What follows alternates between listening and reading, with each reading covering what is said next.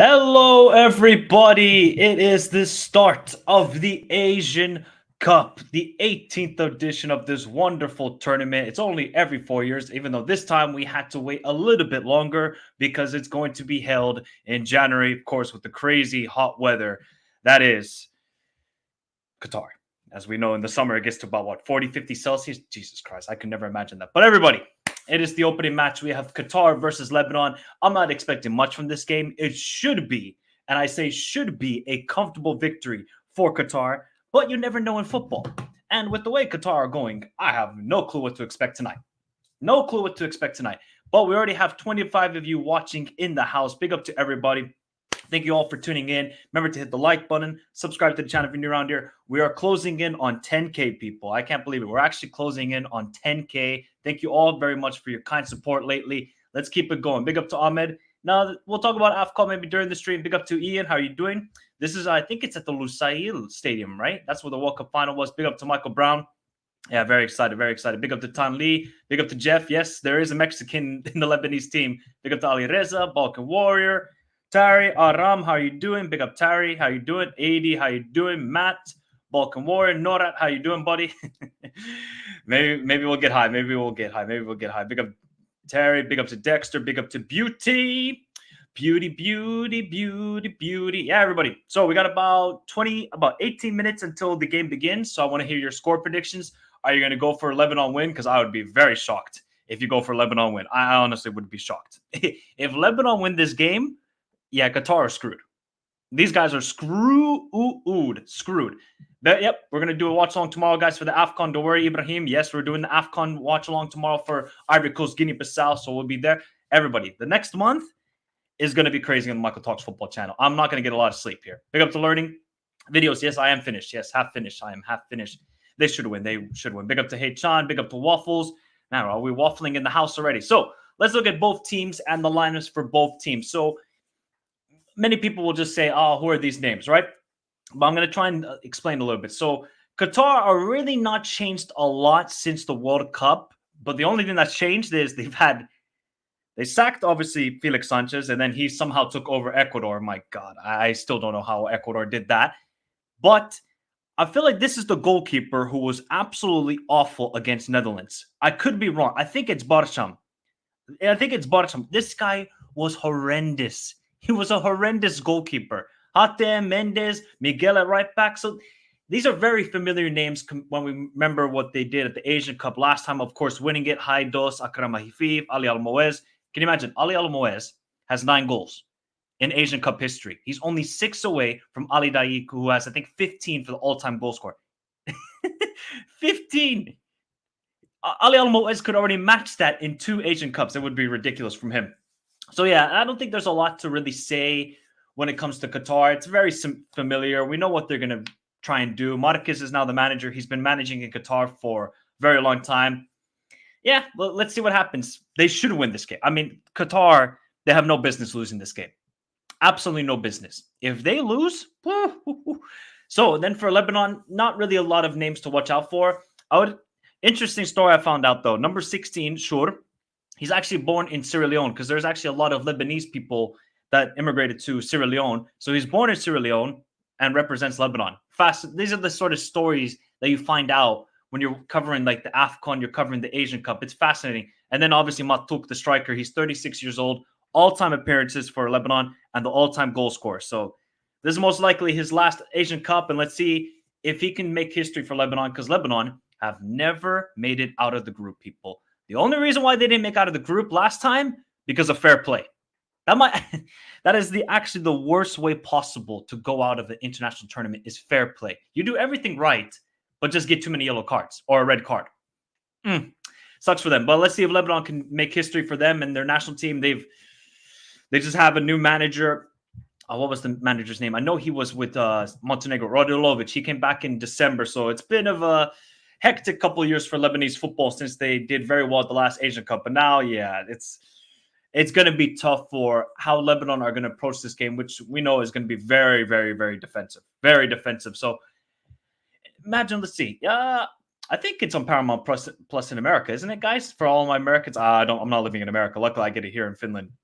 I get the AFCON, I get the Asian Cup. Thank God. Thank God that it's not that difficult, or I don't have to use legal streams to watch the games. That's the main thing here. But we got everybody. Afif, yeah, he'll probably be Cam, sort of winger. That's usually how Akram Afif, like him and Ali Moez, they turned into Shaq and Kobe the last Asian Cup. They were just a lethal duo, and that is the reason why Qatar, they were so like, compare Qatar. What everybody can obviously respond as well. What do you think has been the worst problem for Qatar? Where in 2019 they were, I mean, I have not seen dominance like that at an Asian Cup probably ever. Probably ever. Not even Australia 2015, Japan 2011, Iraq in 2007. Nobody dominated like Qatar. They conceded one goal throughout the whole tournament, and that was the final against Japan. One goal. I don't even know how many. I think they scored like 18, 19 goals. It's the most dominant Asian Cup victory probably ever. And now we fast forward to 2023, and Qatar are just. You would think after winning that Asian Cup, they could take the next step, right? You know, being in the powerhouses like Japan, South Korea, Saudi Arabia, Iran, Australia. But they've regressed. They've regressed so badly. And I'm really kind of shocked. And yeah, the World Cup was just a disaster for them. There was so much hype and there was so much buildup, and that, okay, maybe they could do something decent, like win a game, win at least one game. But they decided to lose all 3 games and be the worst hosts ever.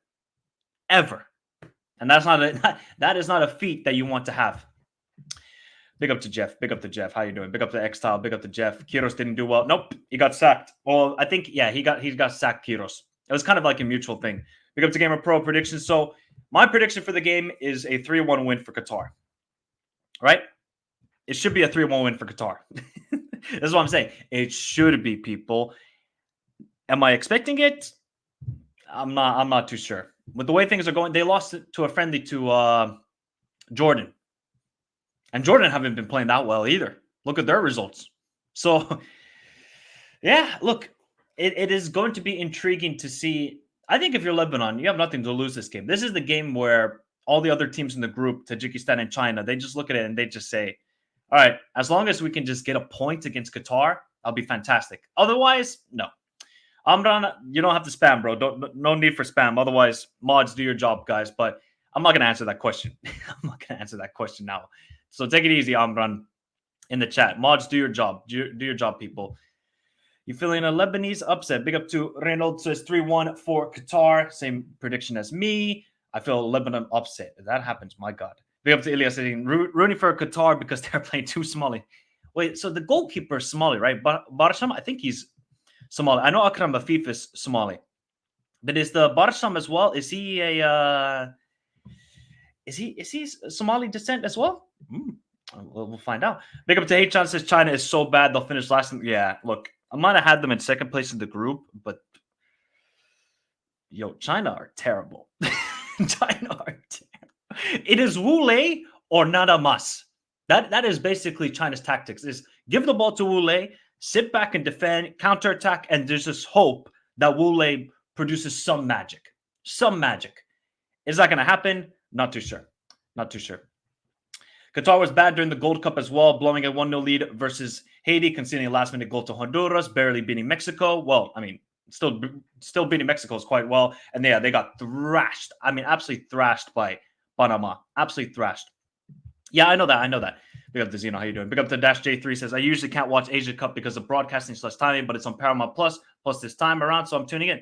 Nice, Dash. Hopefully we get a good game. I'm not expecting the greatest of games, people. That's why we're going to talk a bit.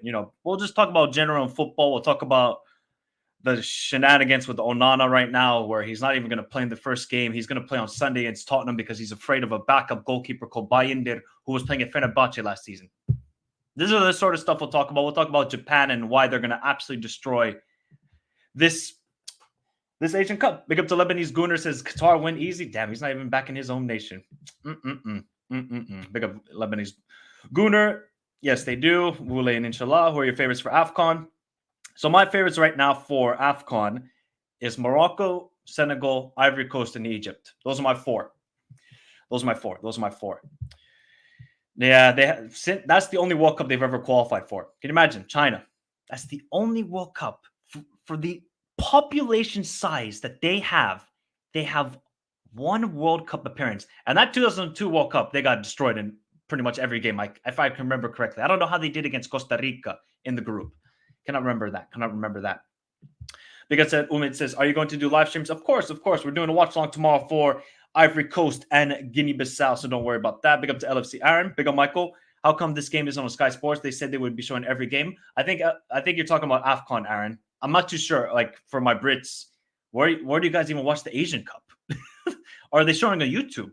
Because I did see that at first, the AFC YouTube page, they had all the games going to be on YouTube, and then all of a sudden they just took it off. So yeah, I'm intrigued on what's happening there. They're underdogs, and that's about it. I would say overrated too. I would say overrated. Yeah, they do. Yeah, they do. Yeah, they do. They do. They do. They do. Thoughts on the sudden change of opinions? See, yeah, but Zeno, the problem with Newcastle is they haven't sold anybody for money. Who have they sold? How much did they sell Alan Saint-Maximin for to Saudi? I think it was like 15, 20 million. So what I'm trying to understand is, okay, yeah, they have the FFP rules, but everybody's like, oh my God, they can't spend money. They haven't sold anybody. They haven't. Look at Man City. They sell guys for 30, 40, 50 million. And that's why then they're able to spend a crazy money on Jack Grealish and Haaland and this sort of stuff. So yeah, I don't understand. I don't understand it at all. I think Australia are underdogs in this tournament. They are in great form, but Japan have been a very, very solid offensively. Oh yeah, no. I want to see if everybody agrees with. If put a 1 in the chat if you think Japan are clear, and I mean clear favorites for this Asian Cup. Because I would be shocked if I see anybody other than maybe South Korea because of the talent that they have. Even though I don't trust Jurgen Klinsmann whatsoever, Japan should be winning this tournament. The momentum. Look at what they did to every team they played against last year. Look at what they did. This is no like, oh, they're destroying, Cambodia or Mongolia or East Timor or something like that. Germany, okay, we can say what we want about Germany. Germany, Turkey, Tunisia, you name it. Peru, name it. Japan have beaten every single one of them. And what's the best thing about Japan? They play beautiful football. Look at the high school football. I don't know if you guys saw the video that was going around social media. The high school kids are even ballers in Japan. I think in the next 15 to 20 years, Japan are winning a World Cup. With the investment they got, and they just know that technical skill will get you far in international football. They got that, man. They got that. They just need to get over that hurdle of the round of 16. That's what they need to do because they've never passed the round of 16. Big up to Alhambra says, can't wait for Indonesia versus Vietnam. Flying tackles everywhere. Would be shocked if there wasn't a bust up and stuff. That is going to be wild. By the way, that is going to be wild on like social media with the two fan bases against each other. Ooh, that's going to be crazy. That's going to be crazy. Okay. This is a good question. The Dash is saying, who do I predict to win the Asian Cup and AFCON Golden Boot? So for Asian Cup, I'm going for Taremi because I think Taremi is going to get a lot of goals in the group stage against Hong Kong and Palestine. AFCON is a bit of a tricky one. Because obviously, everybody will assume Salah, but Salah doesn't really score a lot of goals in AFCON. So my pick is actually Sebastian Haller. I think Haller is an Ivory Coast. They're going to go far. I think he's going to get a lot of goals. So my pick would be Sebastian Haller. I think he will do well. Quarterfinals max. That's where I see it. Quarterfinals max for them. Yeah, a lot of people are sleeping on Australia, 100%. It's also worth noting that this is Japan's best team. Oh, yeah, by far. This is much better than the 2011 team. Much better than them. Much, much better. Oh, yeah, I forgot about that. Yeah, man. Franz Beckenbauer. I forgot the Bundesliga is starting tonight. If Bayern lose tonight, I'm going to laugh my ass off. I'm going to absolutely laugh my ass off.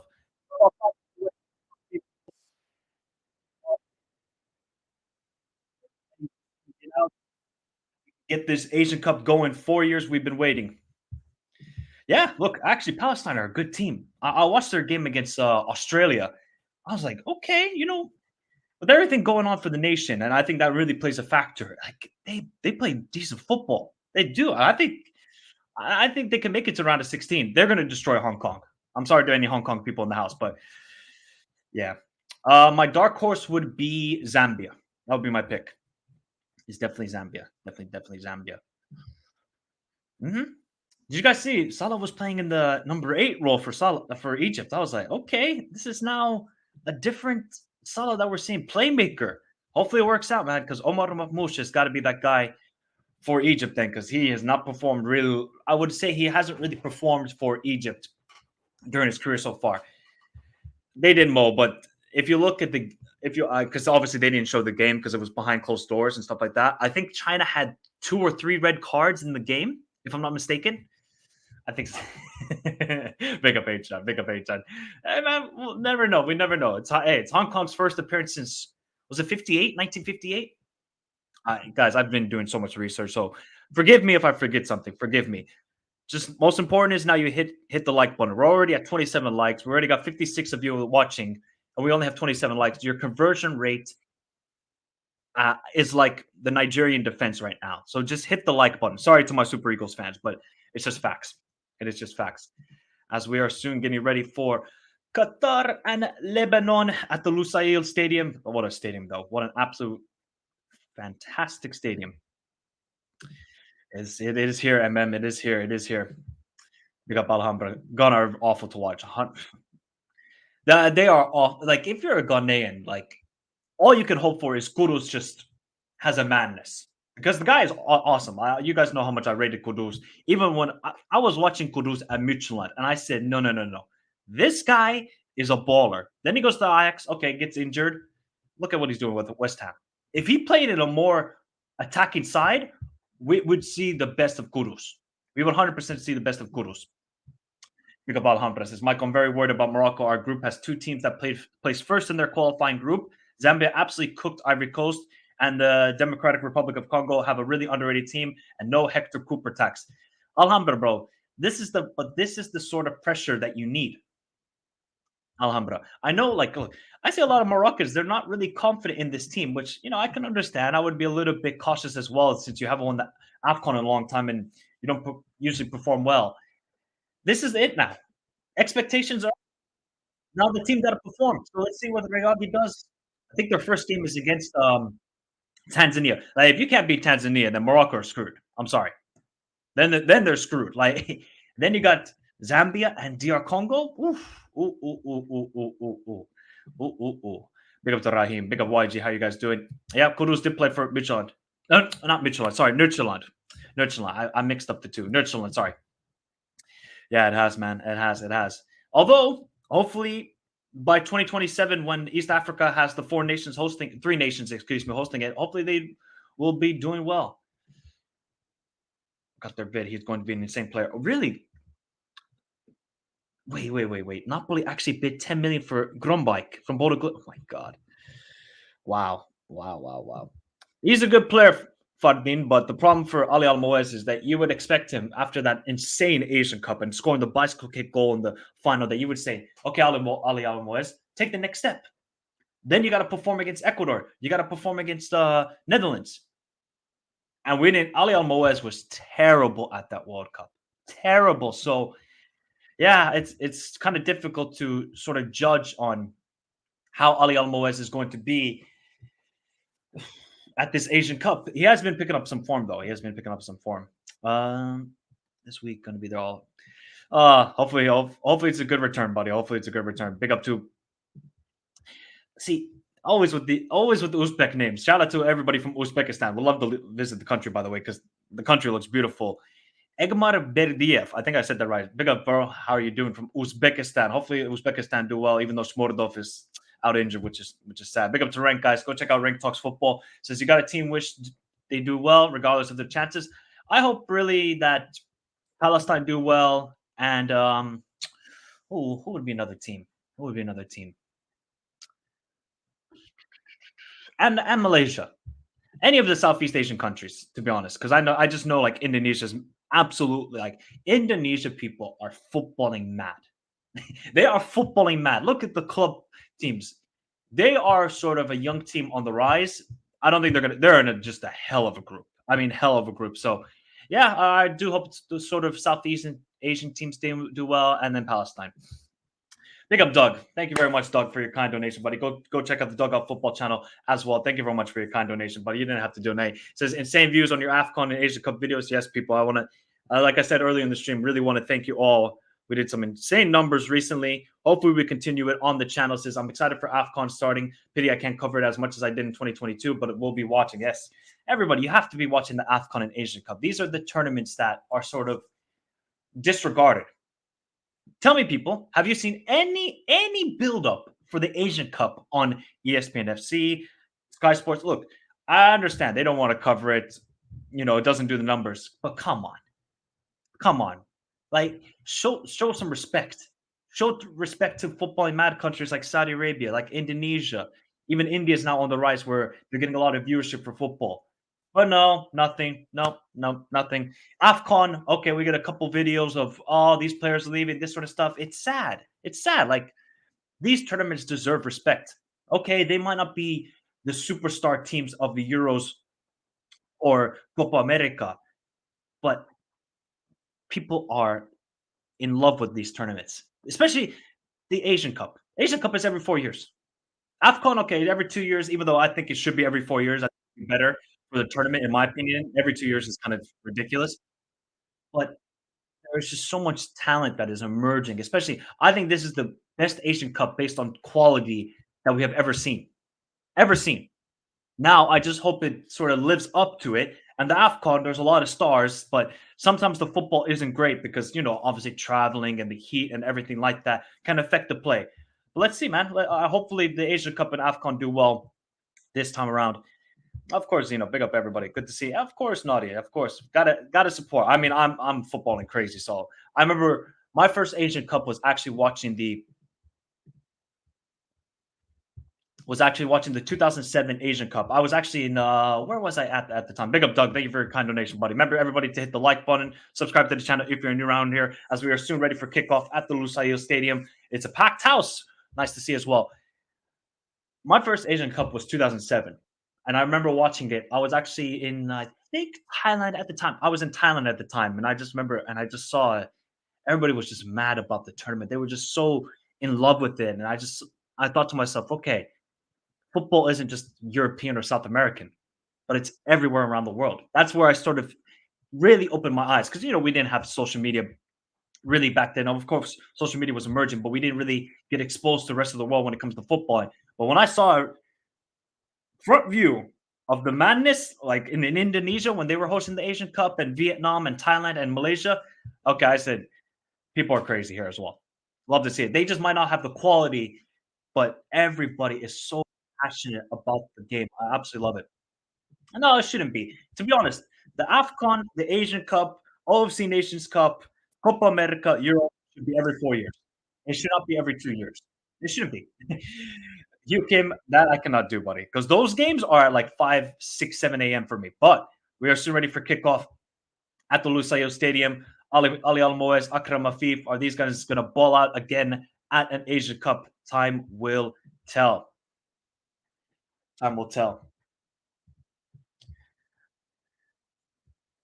I think Qatar won their first game. Was it 6-0, 4-0? I think it was against North Korea at the last Asia Cup. Somebody can remind me. But soon we are ready for the 18th edition of the Asian Cup. 2-1, and we are off. Good luck to all 24 teams participating. And in a month's time, we're going to know who wins it this year. And off we go. Off we go. Yeah, they are, man. They are absolutely crazy. Yes, it will be, Nora. Yes, it will be. Yes, it will be. That is going to be definitely a sight to see, especially on Sunday. Ball's out of play for Lebanon. We know what's going to happen, people. It does sound familiar. It does sound familiar, especially to Argentinians. They should just build a shrine there. They should just have like just the Messi statue there at the Lusail Stadium. What are they gonna? Are they gonna put an Akram Afif statue? No. Might as well just put a Messi statue in front of the Lusail Stadium because that's what it's going to be known for. That he won his, well, maybe his only World Cup there. Who knows? Maybe he plays at the next World Cup. I'd be shocked if he does. I would be shocked. Can you imagine that's almost now a year and a half ago, the World Cup? It almost feels like it was yesterday. It actually almost does feel like it was yesterday.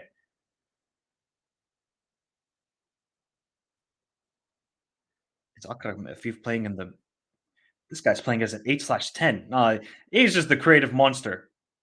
Oh, that's a bit of a wow. What a that was actually a good pass from Akram Afif. Can't lie. That was actually a really good pass. He almost got it to the other.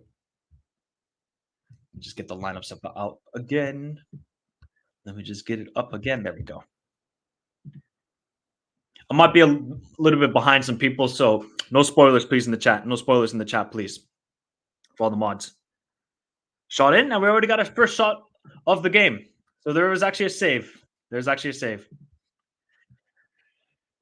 May let's see, man. Hopefully one day. Hopefully one day. Hopefully one day. Because I know Singapore's crazy too. I know Singapore's crazy. What do you think they have? Why? See, people, we already have an injury.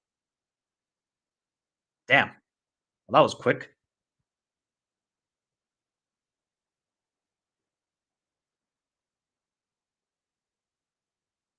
Okay. Haidar, midfielder for Lebanon, already down injured. We haven't even played that many minutes. I feel bad. I feel bad. Let me see what you guys are saying in the poll. So we had 123 votes. 74% went for a Qatar win. Not a shock there. 13% went for a draw, and 13% went for a Lebanon win. Akram Afif already in the box. There's absolutely nobody at the back post and is out of play. They have a different camera angle, though, this time with Lusail Stadium compared to the last time. Because definitely has changed. The Supreme Soccer Blitz says the finalists will be Japan. Everybody, what's your final pick for the Asian Cup? This is my final pick as well. Japan, South Korea. If this is the final, I pray, man. I pray that this is the final because that final would be epic, absolutely epic. If we get a Japan South, could you imagine that, people? The football that would be played, the storylines that would go into that final. Oh my! I think that's what the Asian Cup wants. But jeez, that would be awesome to see. Hopefully, man. That is going to be one hell of a preview, though. I got to preview 48 teams. 48 teams? Really? Come on. Damn, Ian. Damn, Ian. Take it easy, bro. Maybe if that ever happens as well, that would be insane.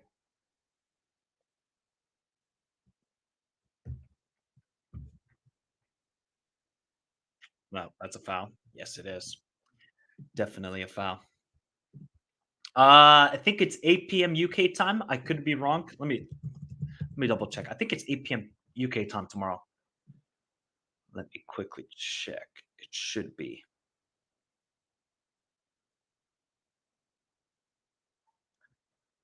Okay. For some reason, the computer is going slow.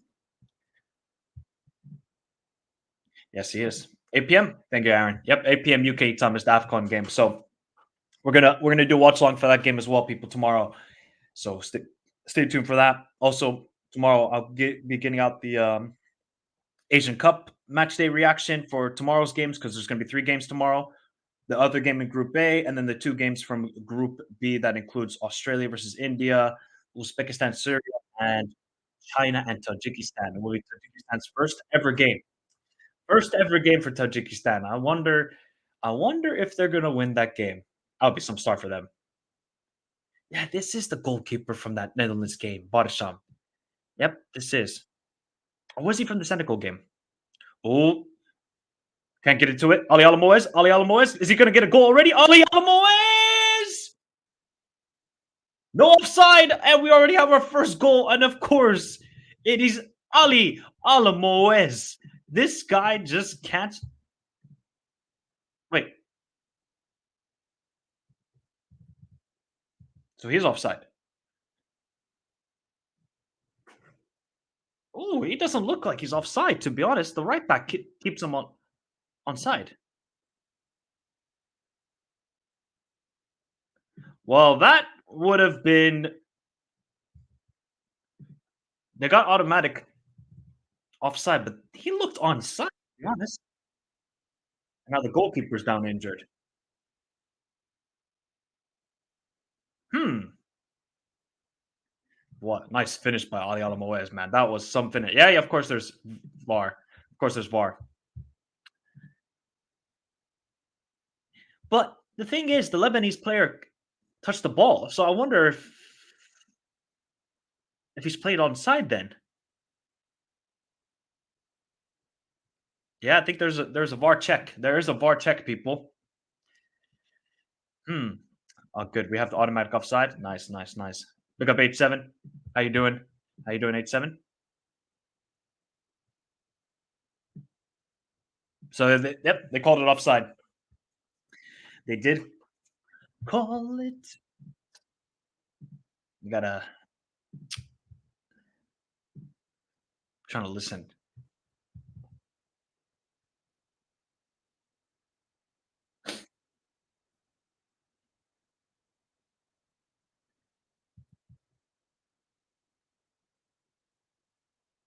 So it is offside. See, that's what I don't get though, because the Lebanon player touched it. Oh, they give it offside. Damn, we almost got a crazy start. We almost actually got a crazy start. Ah, good man, good. All good. 8-7. All good. 8-7. Yeah, good start from Qatar. They should have had a goal already. They rolled it offside, but that was way too easy to play in behind the Lebanese defense. They have to do a lot better, especially because we know the speed that Ali Al Moez possesses. And maybe we're seeing 2019 Ali Al Moez. Maybe we're seeing that one because the one I've been seeing since then has been nothing short of garbage.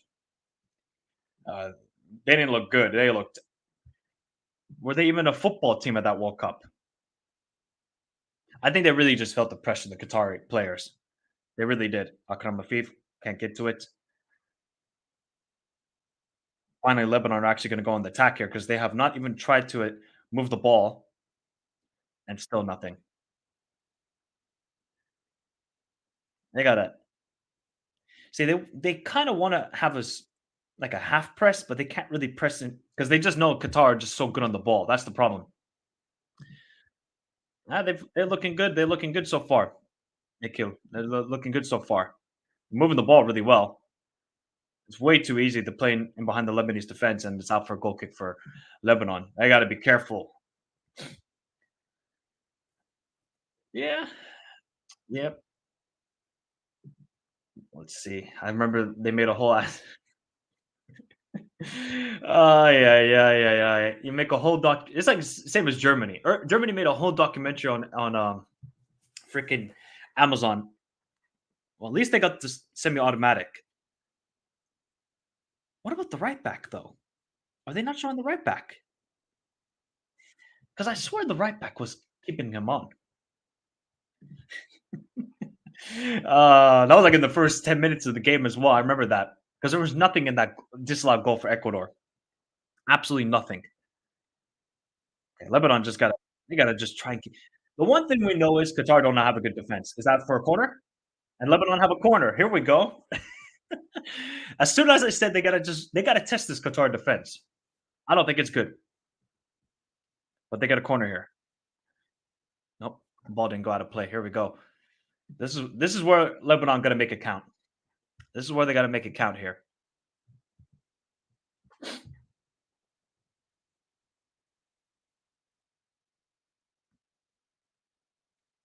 Mansour coming from center backs.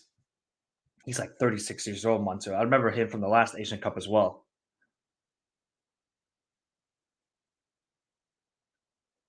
Needs a good delivery. Let's see if they can test Barsham.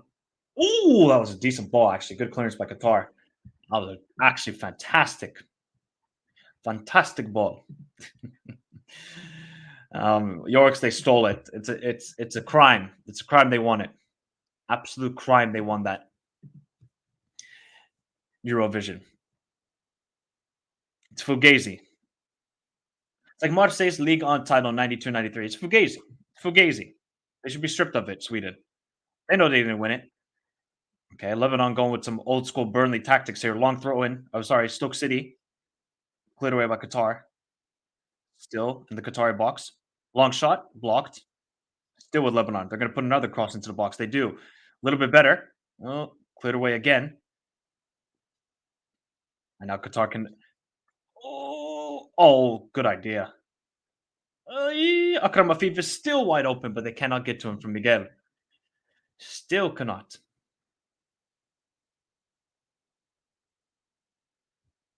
Yeah, I know you said that, Matt. I know you said that, Matt. Don't worry, buddy. I know you said that.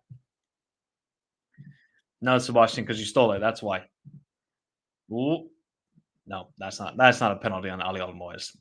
If that's a foul, then we know the game is gone. Oh, but he was offside anyways. Plus, he literally just. What do I think is going to be surprise nation? I actually think Iraq can make us semis.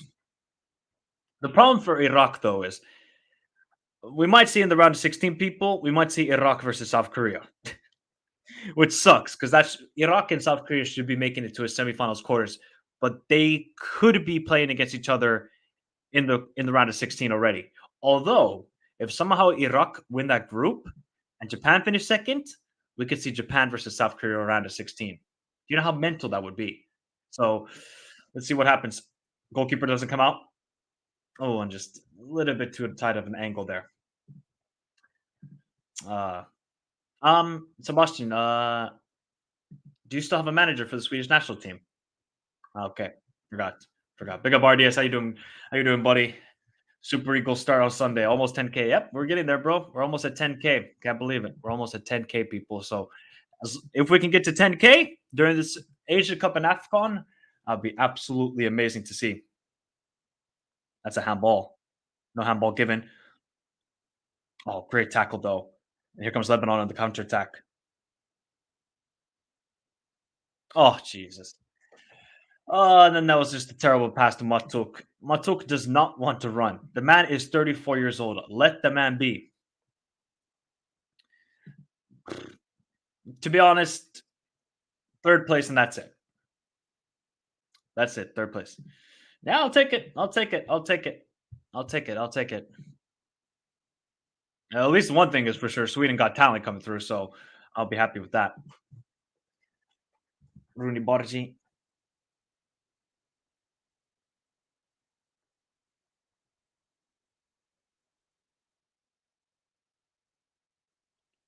Damn. Damn, the commentator made actually a good point because the qualifying for this competition started back in September 2019 or in 2024. Oh man, COVID messed up so many things. Oh man. Yes, it would be. Although I can't really remember the last time I've seen that really at the Asian Cup where I've seen like a really big team knocked out in the group stage. I'm trying to go back to 2015 if there was anything surprising there, but there wasn't so yeah, there wasn't really anything surprising. So I don't really expect any pot one team or pot two team to really struggle in the group stage. Usually when it comes to the Asia Cup, they usually like the big teams get through, especially now when it is expanded to 24 teams. Again, man, Qatar lose the ball in the midfield. They're just trying to over dribble it. They're trying to overcomplicate it. Now they're trying to kind of. This is the thing for Lebanon: just keep a little bit of possession, but they're just trying to go long down the channels, and it ain't working again. Now, yeah, that was terrible. Lebanon just got to try and keep somewhat possession. Did they, Luke? Are you sure? Yeah, they do. Yes, that they definitely have a much larger gap between the top teams. Much larger gap. That's the thing. Like, I think ever so slightly. Oh, that was way too easy to beat him. And there's absolutely nobody in the box to cross it into. That's where Matuk should be, but Matuk was not even in the box there. Actually, no, Matuk was the one who received it out wide, but yeah, that cross was going to absolutely nobody. And now Mendes is down injured. Ah, man, players are dropping like flies. That's probably just his ankle a little bit. Should be fine. Should be fine. Ah, yeah. At least it's better than the World Cup mascot. The World Cup mascot was that was not it. It was definitely not it. It was definitely not it. Ilta vaan paras, mitä jätkää. Ihan saatana paljon lunta. Ihan saatana paljon lunta. Herra jestas, mikä... We might have gotten at least 15, 20 centimeters of snow today here in Finland. Somebody save me from this cold. Somebody. Next week it's going to be back to minus 20 Celsius. Why did I choose this? I will never forget when North Korea scored that goal against Brazil at the World Cup in 2010. Never forget that moment. 2-0 down. They get the goal. Nobody. I used Ian, you're high, bro. If you think I would ever put ranch with pizza, oh, never. Ay, ay, ay. Big up Ruslan, just draw. That's all Lebanon need is just get a draw in this game. That's all Lebanon need.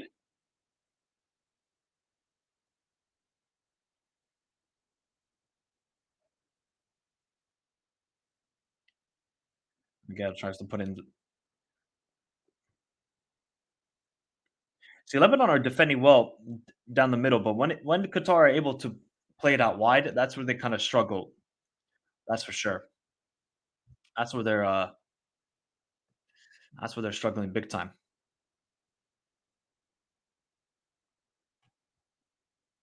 But you can see that like Qatar, they can play good football, but when they lose possession, they're all sorts out of possession, all sorts, because they want to play into Haidos and they want to play into Akram Afif, because Akram Afif is just basically you play wherever you want, buddy. You're the creator, you're the talisman. Here's Mendes. Well, get well defended again by Lebanon, but there's absolutely no options. And that didn't seem like a foul by Ali Al Moez. Now, of course, I think that's the tactic for all the teams in this group. You're not going to beat Qatar. You're not. So what you need to do is sit in a low block and counterattack. That's it. That's all you're going to do.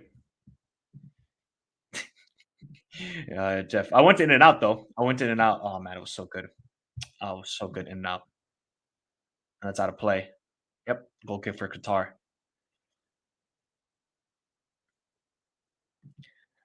Absolutely nothing.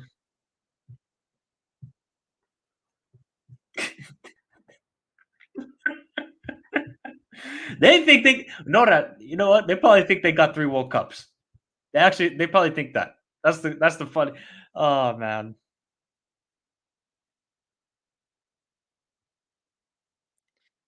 did something like they didn't report that they lost 7-0 to Portugal in that 2010 World Cup, North Korea, or something like crazy like that. Who knows? He's not. He's not. He's on the bench, by the way. He's on the bench, Jeff. He's on the bench. What was his name again? What's his name? Daniel Laoud, Mexican-born Lebanese player. Same for Vietnam. Well, here's a free kick. Let's see, Akram Afif.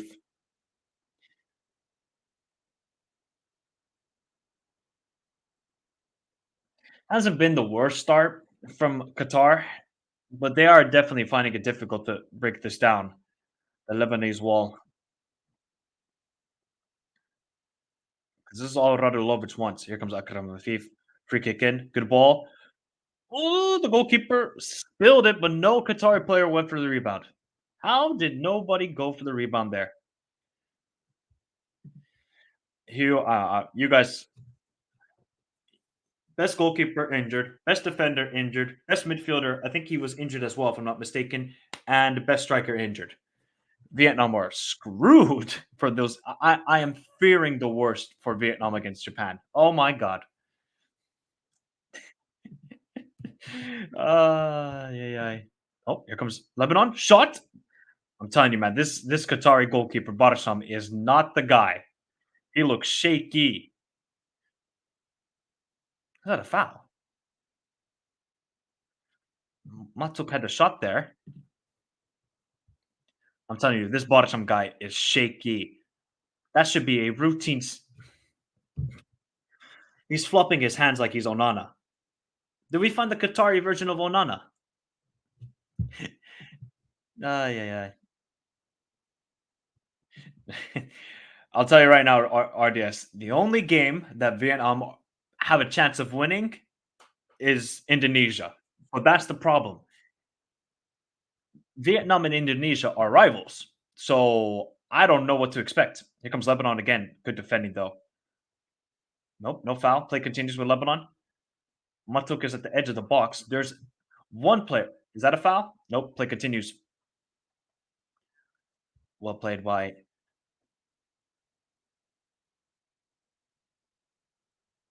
Look at all the space.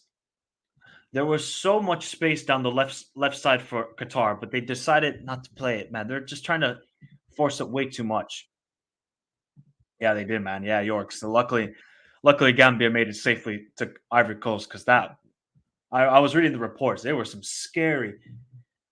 The pilot decided to go back, which I mean, it's amazing for the pilot who's still with Lebanon. Why is there nobody in the midfield? There it is. Is he going to shoot it? Shot. Decent shot. Okay, decent shot. Decent shot. Yeah, so Gambia made it luckily to Ivory Coast safely, man. Because Omar Cole even described it. It was basically hell for him. I do feel bad for him. I do feel bad for him. I do feel bad for him. Man, he's already done with this Asian Cup before. What will be Mako's breaking point if they lose to Indonesia. That will be his breaking point. Then we're not going to. Mako will never be the same again. He will never be the same. Here comes Akram Afif. Yeah, Lebanon have actually looked like the better team since the disallowed goal. Maybe that's what they kind of needed. They just needed to wake up, not be so scared.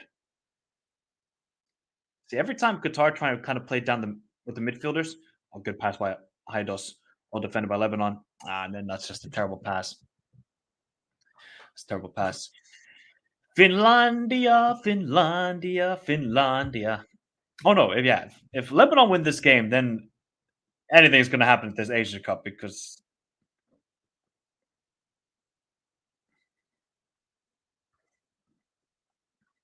here's Miguel. Look again. Yusuf cannot beat his man. Lebanon just got to go long towards Matuk, who's going to not win the ball. He's not going to win the ball there. uh, shows everything other than darts. Were you actually watching that? Ian? Were you actually watching somebody yell 180 to a microphone and saying, "Yeah, this is a really good sport"? How many of you? How many of you people in the chat were actually watching that crap? So look, darts is a good game. You're enjoying it. Have drinks, have some tea, throw some darts. If you were watching the darts world championships, uh, society is done. Society is done, people. Society is done. I'm not watching a. I am not watching somebody yell 180 to a screen and then watching three darts being thrown to a board. Oh, what? Oh, here comes Matuk. Shot. Ooh, okay. Another shot by Lebanon. I think they've had more shots on target than Qatar so far. They've had more shots than Pick up Jeff. Yeah, they are. Look, Uzbekistan, good, good. Tajikistan on the rise, even though, yeah, first Asian Cup, we don't really know what to expect. Kyrgyzstan, they've had a bit of a mixed year this year. Yep, I was just about to talk about Kyrgyzstan. Kyrgyzstan have had like a mixed year in 2023. Decent results. Obviously, they beat Oman, who's in their group. So, yeah, I think they got some like 18-year-old baller who's plays in Galatasaray, if I'm not mistaken. So he's definitely one to watch out for. Watchalong, who's way out of his net and trying to have his best impression of Manuel Neuer. This goalkeeper's all over the place. He's thinking he's Onana. 1 minute he's thinking he's Neuer. Make a choice, buddy. Make a choice. Oh, which team is just there for vibes? Hong Kong. I'll say it again. Hong Kong and probably Thailand, because Thailand just said, yeah, we want to have the worst preparation possible. That's what Thailand said. They said, you want to see a shit show? We'll provide it for you. We'll provide it for you. Ay, ay, ay. There's Haidos again. I have not seen Ali Almoez really touch the ball, get in the goal. Here comes Akram Afif. Akram Afif goes for the shot. Well blocked by Lebanon again. They're defending well though, but here's Haidos, another one of the playmakers for Qatar, plays it to the other playmaker of Akram Afif out wide, and it's a terrible pass from Afif. Alhambra, what do you like? What do you want? What do you want, Alhambra? These guys are not as good as 2019. They have regressed. They should have just with Kiros. I know Kiros plays awful, awful football. They should have just stick with him. Go with that.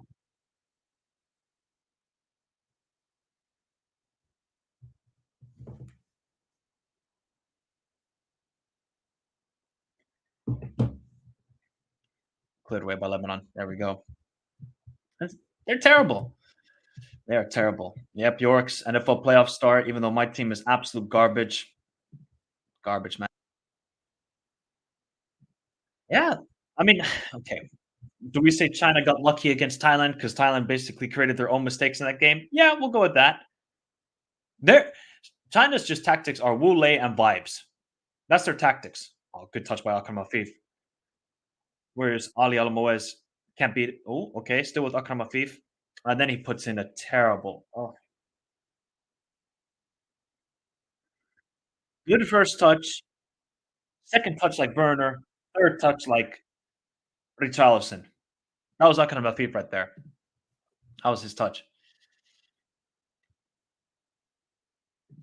Qatar and China coaches are not so familiar with international football. No, they're not. But that's the problem for the Marquez, the manager for Qatar. He's only managing the Qatari league. That's his only experience. I think that's his only experience, if I'm not mistaken. So then you're saying to him, "All right, you got a game, 2 games warm up, and then you're gonna manage in the Asian Cup." Oh, okay. Oh, yo, who's this 22 for Lebanon? Oh, ay, no puede ser, man. No puede ser. Who is this 22? Dradi. Shout out to Dradi. Basil Dradi. Oh, he plays for Bangkok United in Thailand. Fair enough. He had, some, he had some good touches there and good to get away from the Qatari defenders, but then he just said, "Yeah, I'm going to give the worst pass ever." Why do they not just slip by Mendes? Here comes Matuk. The problem is, look at how Lebanon, when they're attacking, it's 2v5. No, none of the wing backs, because they're playing a 5 in the back formation. None of the wing backs are getting involved in attack. He's offside. None of the forwards are getting involved. But here comes Ali Al Moez. It's a 2v2 for Qatar. Ali Al Moez against Mansour. Ali Al Moez. Ali Al Moez. Ali Al Moez. Oh, what defending by Mansour. Still with Al Moez. Here's Haidos. He's going to go for the shot. Blocked, and then it takes a couple of deflections.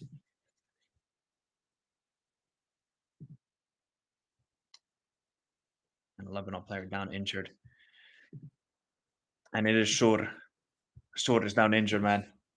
Remember, if you guys weren't here early in the stream, Shur is born in Sierra Leone. So that's like I said earlier, this is the funny things when it comes to these sort of international tournaments, especially in AFCON and Asia Cup. You just see players like fascinating backstories. Sure, I know there's a somewhat Lebanese community in Sierra Leone. Born there, then he moved, I think, back to Lebanon 2014, 2013, and look now and doing well. Ibrahim, I wasn't expecting anything. Our English is too good. Yeah, I think your English is too probably better than mine, to be honest, Ian. I'll go with that. Here comes Akram Afif.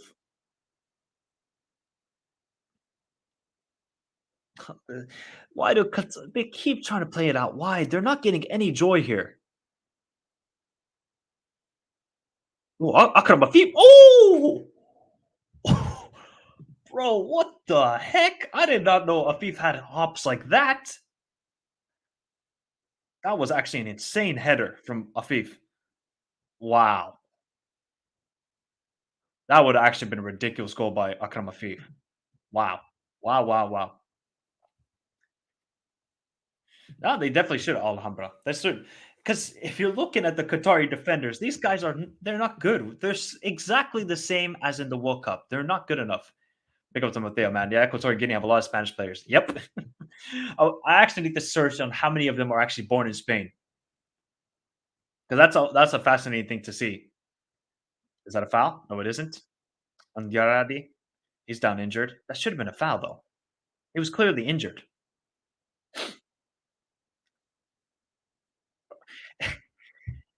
He was clearly fouled in that situation. I have no clue what the hell he's talking about. Wow. So Sean was coming with the first tough question of the night. He's saying, if you had to choose between Indian, Chinese, Italian, or Mexican cuisine, which one would you choose, and how would you rank these? All right, number one is Mexican food, but it has to be from.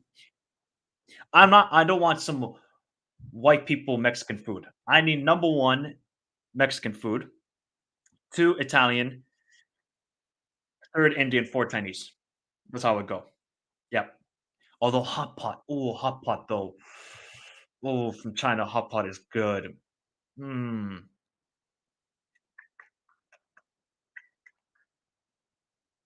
No, I'll keep it there. Yeah, definitely. What's you guys' ranking? I got one Mexican, two Italian, third Chinese, no, third Indian, fourth Chinese. That's how it go. Big up M Mizzy, bro. How you doing, buddy? Hopefully you're doing well, my guy. Don't think I'll watch live currently on a short vacay in Singapore, and today's been long and wild. M Mizzy, go to sleep, buddy. I don't know. It must be late in it must be late. It must be late.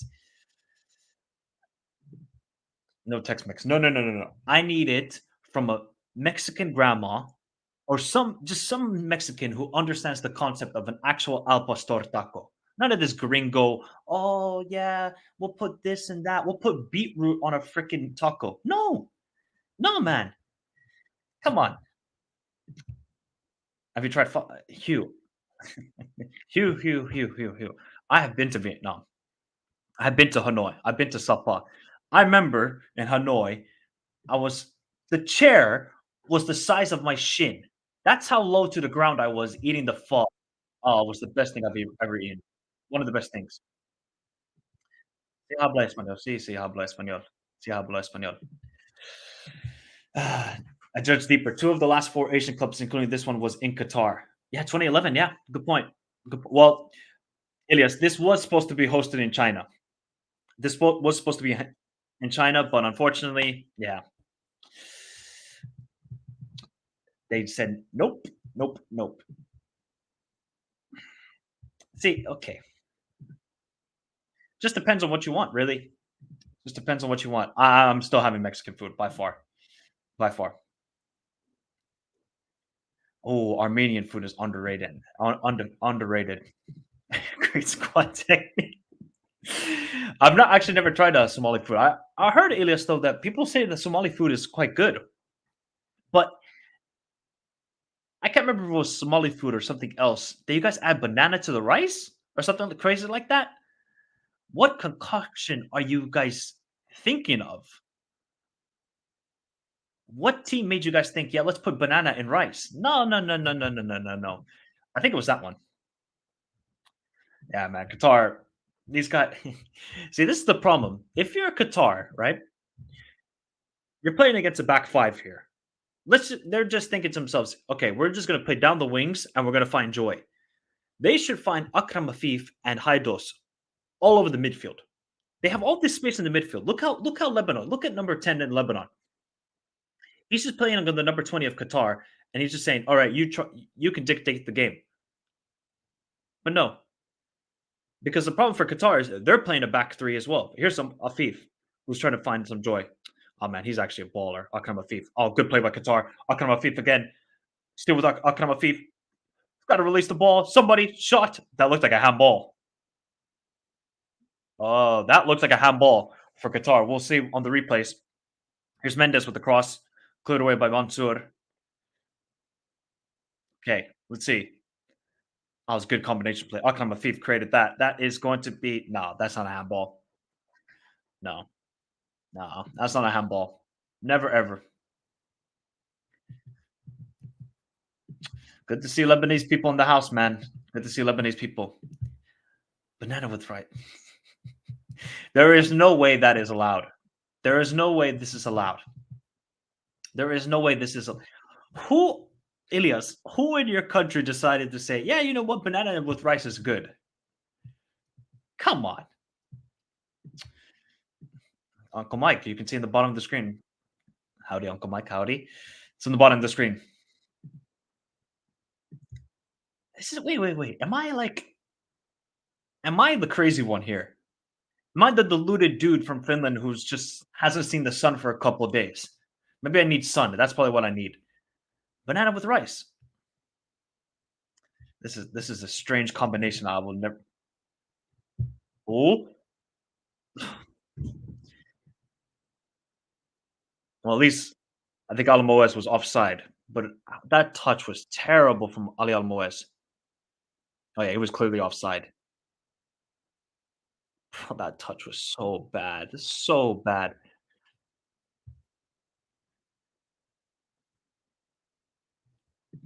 It's okay. So people are saying this is actually quite good. Then, all right, I gotta give it a try. I gotta give it a try. I gotta give it a try. No, yeah, look, the defensively Lebanon are defending very well. Like all Lebanon need to do is just get a draw here. Just get 0-0, you're good. You're fine. So the problem is for Lebanon is when they attack, it's just only two dudes. That's it. It's like 2v5. I don't know how long they can defend like this though, because slowly but surely you're exhausting so much energy that you're being pushed back further and pushed back further.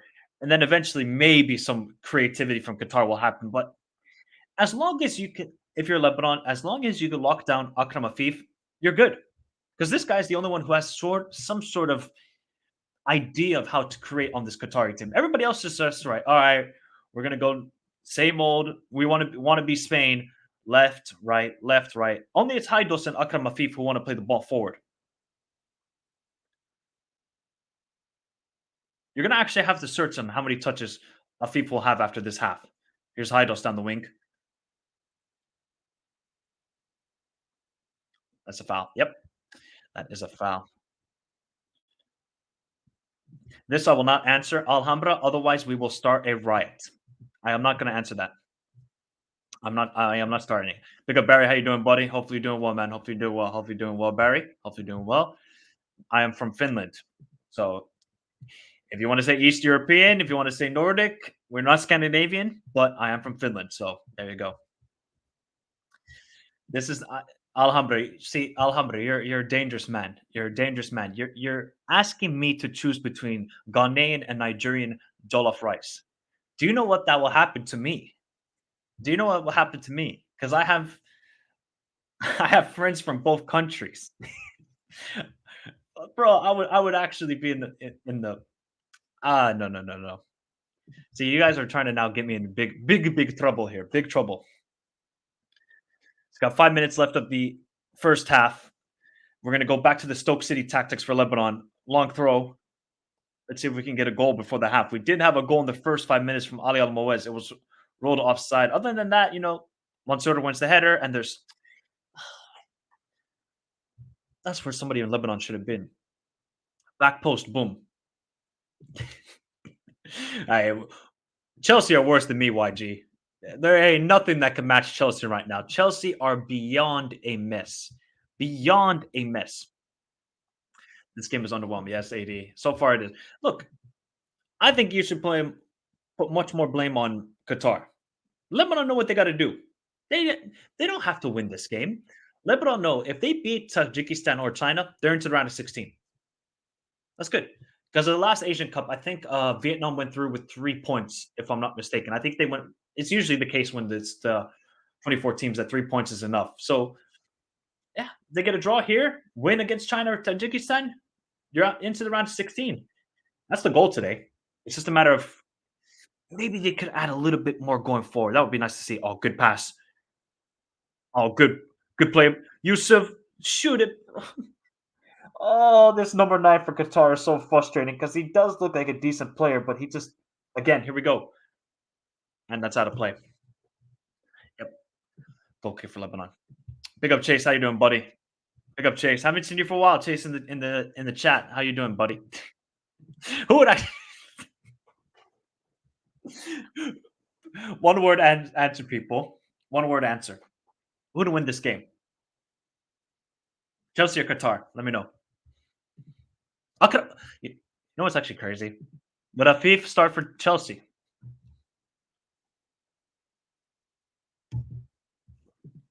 Akram Afif has more technical skill than Conor Gallagher. Prove me wrong. Prove me wrong. Prove me wrong.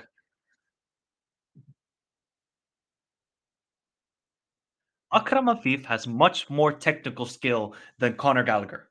One of them plays for Chelsea, and the other one is wait, which club did Akram Afif play for? Let me see.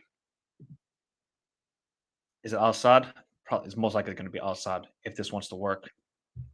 Yeah, this is. Yep, Al Sadd. I was right. I was right. Yeah, yeah. Chelsea, but one goal difference. This is the standards of Chelsea. This is how far they have fallen down that we have to compare them with Qatar. Oh my god. Not the best pass by Afif. Here's Jordi again. Bro, Jordi is just absolutely. Mendes is going to have nightmares of Jordi in his sleep tonight. Lebanon, just keep the ball a little bit. See, if Jordi played for Qatar, this could probably be already 1-0 because he's got actually good skill. Because Mendes is just getting bullied out here. Mendes is getting absolutely bullied. Oh, this is now a tough one. Best country for food from each continent. From each continent? North America is definitely Mexico, hands down. I mean, if somebody is going to give me maple syrup and then America with all the unhealthy food, I'm sorry. No, no, no, no, no. Mexican food is clear ahead of them. South America is definitely Peru. I would definitely give it to Peru. Asia, Japanese food. Europe, Italian. Africa, I do love Moroccan food. There's something good with Moroccan food. Oh, Moroccan food was. I've had it a couple times. That was tasty. And then I mean, well, I guess Australia. Like, it's either Australian. I have. If somebody could tell me a dish from Fiji or Vanuatu, you know what? A round of applause for you, bro. If I could donate as a content creator to my chat, I would do it for you. If anybody could name a freaking and don't Google search, don't be that person. Don't be that person. Come on. Yeah, Argentinian food is good though. Although it is very much if you're vegetarian, night night. You're not surviving in Argentina. You're not surviving in Argentina.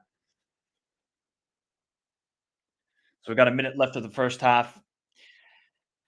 There's been just a couple of long shot chances for Lebanon, but Qatar, man, it's just so you could just see this team has regressed so much. But here comes Haidos to cross it. Absolutely nobody. Ali Al is just a ghost up top now. I was like, okay, maybe we see the Ali Al from 2019. Nope. Nope. Then we got. Ay, ay, ay. I remember this, Rahim. I remember this, Rahim. I remember this, Rahim. I got Ali Alamo, Akram Afif. There we go. Now we got the first goal of the Asian Cup, and it is Akram Afif with the golazo. Do we want to search? There we go. Boom. There we go. That's what Qatar needed just before the half. That's what they needed half. Oh, now we're going to get a foul maybe in the build-up. Oh, that's what Qatar needed and Marquez needed. They just needed the goal to calm it down, and then get the win here. And of course, Afif has been clear, clear daylight, the best player on the pitch. Good layoff, nice. Look at the finish. No, come on, man. If they're gonna call a foul on this, I'm sorry. I don't know which Lebanese player it is, but he is not fouled there. That was a nice finish though from Makram Afif. Boom. He's been really good today, Akram Afif. Yep, that's a goal. Now that's never a foul on the Lebanese player. Absolutely not. Absolutely not.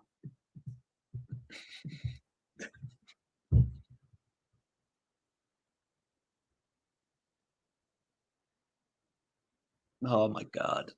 Oh no, no, no. Hey man, I'm not saying that Mexico has the greatest diet either. Big up Luis, how you doing, buddy? I'm not saying that Mexico has the greatest diet either. So we got 1-0. 4 minutes of added time, by the way, people. That's a throw in for Qatar? Mex Qatar, Lebanon.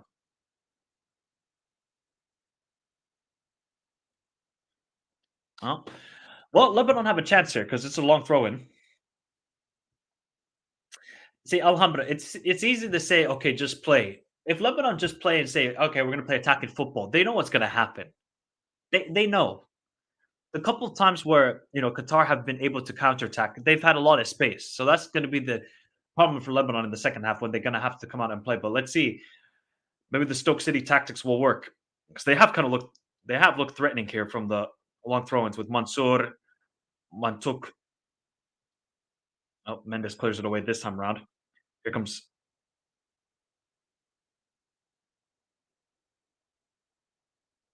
Here we go again. This is going to be another long throw in. Yep. Another long throw in from Lebanon. I love to see it.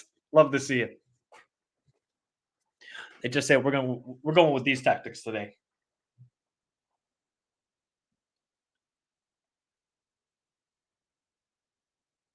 Oh, Mansour wins it and it's cleared away by Qatar. Damn. Um, well, we don't see the problem is, Elias, we don't know what group they would be in. We don't know what group they would be in, but I'm going to be honest. I don't think so.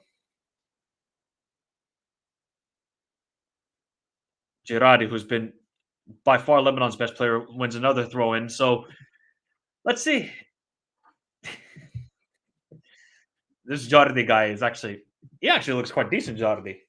I think somebody said in the chat, a Lebanese person said that he played for Limassol last season. I don't remember seeing him in the Conference League, but Jardi's got some. No wonder he plays in Thailand. I mean, if we're going to compare the Lebanese and Thai league, people, I'm sorry, but we know the Thai league is better. Mansour can't win it. Cross in from Lebanon. Just got to put in a good cross, man. Just beat the first man.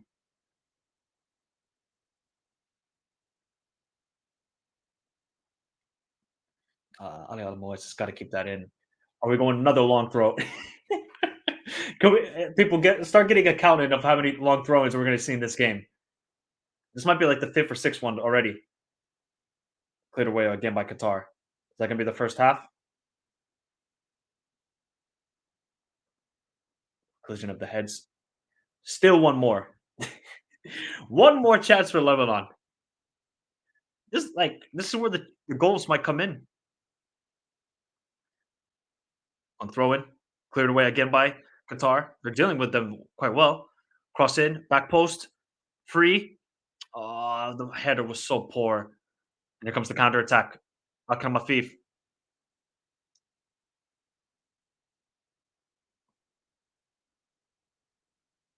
And somebody's not happy. Oh, there's a foul. It looks like an elbow.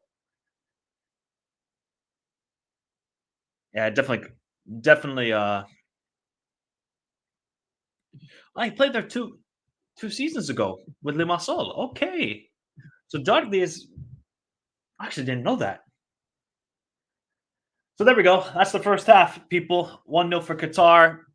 Not really an eventful first half, if we're going to be honest. That was pretty much just Lebanon defending well at times, frustrating Qatar, but it's not good enough, man. Lebanon are going to definitely. We're going to probably see the same thing in the second half. By then, the 70th minute, then they're going to start attacking. Then they're definitely going to start attacking. Let's see.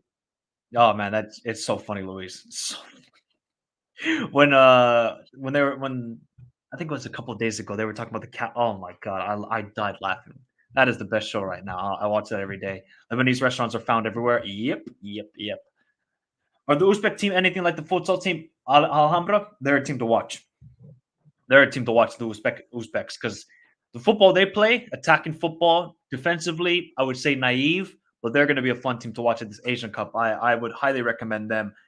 Problem for them is their star striker and captain Shmordov, who plays for Cagliari. Yeah, Cagliari is out injured for the tournament, which sucks, man. Because I would have fancied them to maybe even make the final because of the bracket they're in. Because they're if they finish second, they have a good path to get to the semis because they would maybe play Qatar in the quarters, and I would fancy Uzbekistan over Qatar.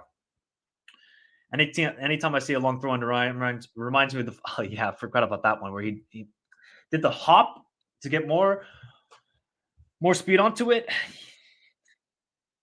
Jeff, you are Jeff, bro. Jeff, bro. Calm with Jeff. Calm with Jeff. Calm with Jeff.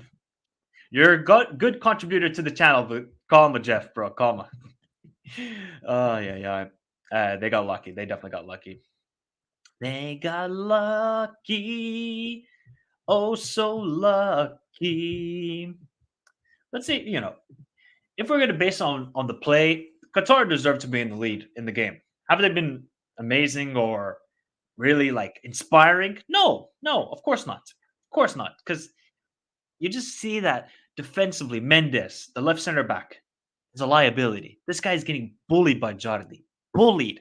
So when he goes up against, a Taremi, a Osmond, a Duke, Ueda from Japan, oh, he's gonna get absolutely destroyed. Like destroyed. It's gonna look like Liverpool versus Man United back in March. Not the one that happened in December, because that was an awful game. Back in March. That's how bad it's gonna get then. Because this Mendes guy is a liability. If you watch Asian football, you can see that Uzbekistan over the actual Qatari team. Yeah, 100%. Yeah, I would love to see Uzbekistan in the final, but I just feel like because when I did my path, I would have Uzbekistan make it to the semifinal against South Korea. I think that's where it ends. That's where it ends. And Uzbekistan hate playing against Australia. I, I don't. Maybe somebody can correct me. Have Uzbekistan ever been Australia? I don't think they have.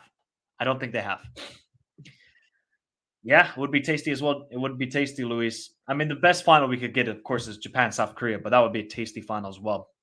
Because Iran haven't won the Asian Cup for a very long time. Very, very long time. That would be good as well. I kind of a thief, man. I just resaw the header he had on the crossbar. This guy's balling out tonight. Balling out. Remember, if you haven't done so already, hit the like button. Subscribe to the channel if you're new around here. We're almost at 60 likes. So if we can get to 100, that would be awesome. Subscribe to the channel if you are new around here. As it is Qatar 1, Lebanon nil. Let me just see if I can get up the stats for us. Okay. And we're not gonna have team stats, or we're just gonna have player stats. Really? Is this what we're doing now? Really? There we go. Now I got it up. Boom. Why did they so really Foot Mob, you're not gonna have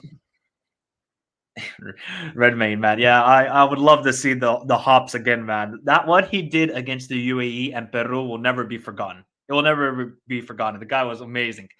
So yeah, look, 3 shots on target for both teams. I mean, most of the chances for Lebanon are sort of longer range shots. Not really anything that I would say should trouble the goalkeeper for Qatar. Even though the Qatari goalkeeper, this guy is basically Onana, but worse. He fumbling the ball, can't really have any conviction when actually catching it. He's a liability. So I think Lebanon really they gotta just test. Look at the passing accuracy. 57 passes, 56%. That's horrendous. They play it well to Jardi, but the problem for Jardi is he looks up and then there's no options for him. It's him and Matuk. That's it. It's just the two players for Lebanon that are going forward, and everybody else is just defending. So yeah, no worries, man. No worries. Of course not. You better not be. Better not be. Oh yeah, dream final would be 100% Japan, South Korea. 100%. Forget that final. Yeah, look, Qatar 9 shots, 3 on target. Yeah, it's like Qatar. I thought he played. Didn't no, sorry. You're right, man. I think he got substituted on for that penalty shootout. I think that's what happened against Peru. He got substituted on for that penalty shootout. Yeah, Qatar just kind of uninspiring. I'm not really inspired by them, if I'm going to be honest. They have looked decent. They have looked decent.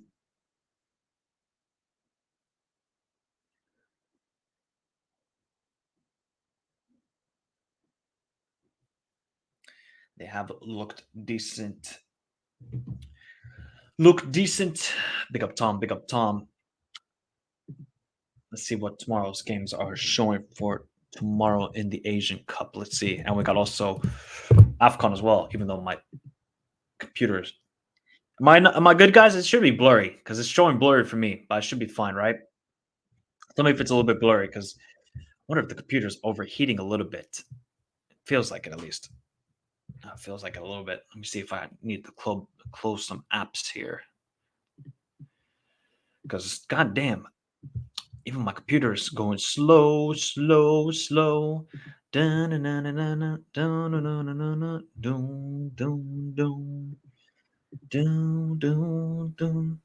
Nope, Ibrahim. Nope, Son has never won the Asian Cup. He has never won the Asian Cup. Best chance he had was 2015 when they were in the final against Australia. He did score the equalizing goal, 92nd, 91st minute, if memory serves me right. But yeah, Son has never won the Asian Cup, so I think that's sort of like that would be the crowning moment of his career because obviously, he hasn't won any trophies with Spurs. So has he actually ever won any trophies? I know he won like the Asian Games, Son, because obviously then he didn't have to do his military service. But yeah, Son has. I don't think he's won any trophies other than that. There's only the Asian Cup, Asian Games, and that's it. You got to feel bad for him. You really got to feel bad for him. So here we go. There's the games for tomorrow. There we go. I can get it up for us now. Give me a second. So obviously got China and Tajikistan tomorrow. 4:30 kickoff for me. 2:30 UK time. I feel like that could be the game that Tajikistan can win. That is definitely going to be the game that Tajikistan can win. Australia, India. I mean, if somehow, some way, India win that game, my God, that might be the best result ever in Indian football history. It has to be. Then Uzbekistan, Syria. I'm expecting then a comfortable victory for Uzbekistan in that game. Yeah, it should be a comfortable victory for them. And then obviously we got the game tomorrow. AFCON first game is Ivory Coast versus Guinea-Bissau. We're going to do a watch along for the game, people. So join me for that. 10 o'clock kickoff for me. Goddamn, so late for me. And I got then before that game starts, I got to get out the Asian Cup recap for match day 1 or match day 2, I should say. Really, you might do something crazy, Sebastian. What would something be crazy for you? What would something be crazy for you? Because you usually don't do anything crazy. You're usually quiet as a mouse. You're quiet as a mouse.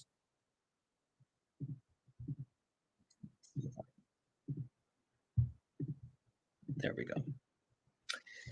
There we go. There we go. There we go. There we go. Big up, Doug, for your kind donation, buddy, early in the stream. Big up to your kind donation. Imagine if somehow Spurs win the FA Cup. I know they're playing whatchamacallit.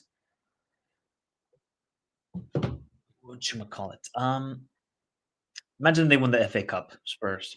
And see, like I think the League Cup would have been the glorious chance for Spurs to win a trophy this year. Because you got obviously Chelsea in the semifinals who somehow lose to Middlesbrough. There is seriously something. Yeah, there's seriously something wrong with Chelsea. Who do you blame more, people? Because I asked this for the community earlier this week, where I asked, okay, who do you blame more for Arsenal's struggles lately? Is it more the players or the manager? And a lot of you said the players. So who do you blame more for Chelsea? Is it the players, the owners, or the manager? Because Chelsea right now, it's funny.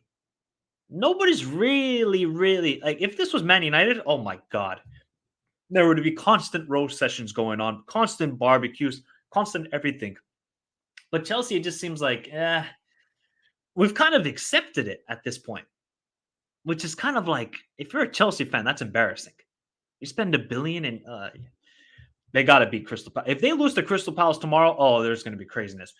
Mike, that Megan Stallion episode, oh, it was hilarious. Yeah, it was. I remember that one. The one with Deion Sanders was good too. The one with Deion Sanders, that was good. We went in the League Cup because Andrew rotated the whole 11, but he didn't know the shit, guys, how bad they are. See, YG, he just said, high line for life.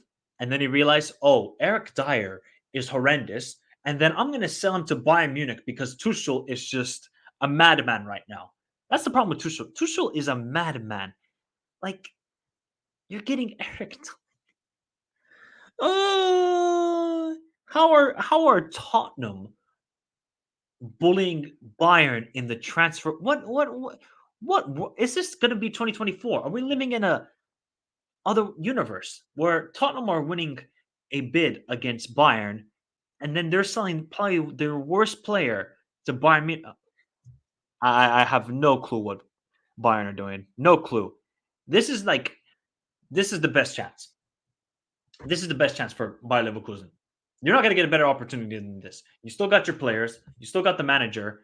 Bayern Munich, we don't know what the heck they are right now. They're a mess. So if you're Leverkusen, this is it. You have no better opportunity than to win the Bundesliga this season. I know they're losing a couple of players because of AFCON, but still, come on.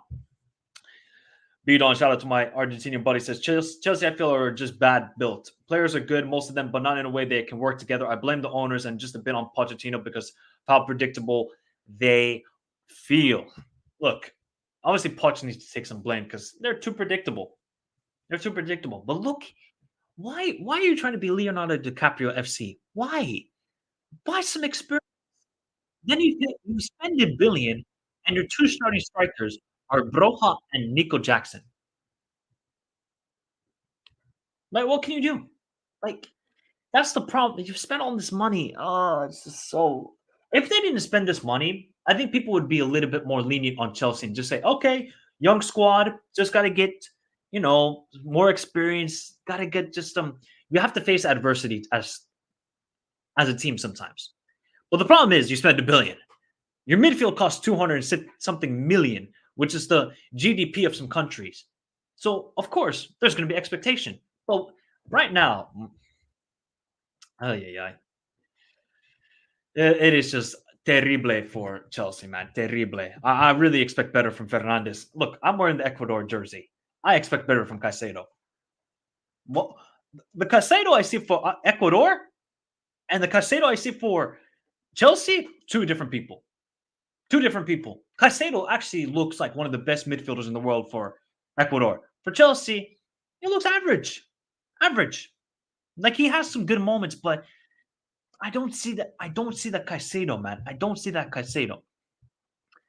Yeah, it is, man. It just is. We will not. They will not. Sebastian, stop living in a cuckoo world. Sebastian, man, look at the deals the Brazilian league are doing. They're basically taking all the talent from Argentina. It's done. You're talking about a Farmers League. The Farmers League is the Copa Libertadores. Because all that's going to happen for the next 5 to 10 years is Brazilian teams winning it. Maybe River. That maybe. But other than that, yeah, it's bad. It's bad. He got Chelseaized. This is where we're going now. What's worse is Middlesbrough was missing key players like Riley McGree and Samuel Silvera to Australia for the Asian Cup. I didn't even know that. Tom Lee. I didn't even watch the game. I just saw the result in the morning. I said, what? They lost? Now, I think Chelsea will rectify it, and they'll rectify it in the second leg. There's no doubt about it. I know that for sure. Because if Chelsea, if you dare lose that second game to Middlesbrough, yeah, he is Luis. Other than the FA Cup, Premier League, in my opinion, he's got it. Champions League, he's got it unless some madness happens. That's the only way I don't see them doing the treble back to back. That's the only way. Otherwise, it's done. People, it's done. Yeah, there shouldn't be a second leg, Terry. It should just be one leg. I don't know who wants to play 2 games of a League Cup? Who? Nobody. It's the problem with English football. Serie A have been talking about maybe going to an 18-team league, which I think is a good thing for them. They just need to keep the quality there, and then more money is probably spent. They're never going to do that in the Premier League. They're never going to do it. It will always be 20 teams. Always. That's the biggest issue for them. All right, people. Get your second half predictions in the chat right now as the second half is about to begin. Qatar, Lebanon. Let's see if Lebanon can pull a madness and get a point in this game, or is Qatar now going to run away with a comfortable victory? Let me know your thoughts in the chat at the beautiful Lusail Stadium. It is a beautiful stadium, though. It is a beautiful stadium. My middle brother. How do you get bullied by middle brother? All right. Second half is a go. Let's see what happens second half. Let's see if Qatar can get off.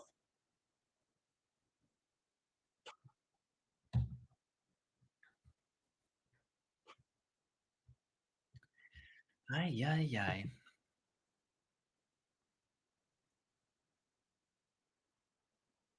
Nope, no foul there. No foul there.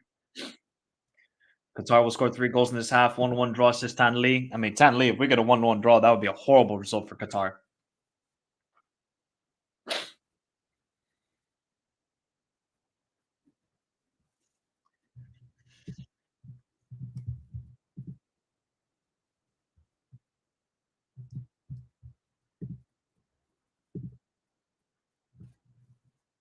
Here we go with Mendes again.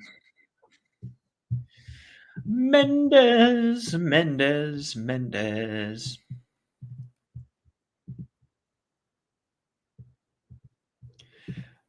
Big Avdal, which team do you think underdog but can finish better in a group?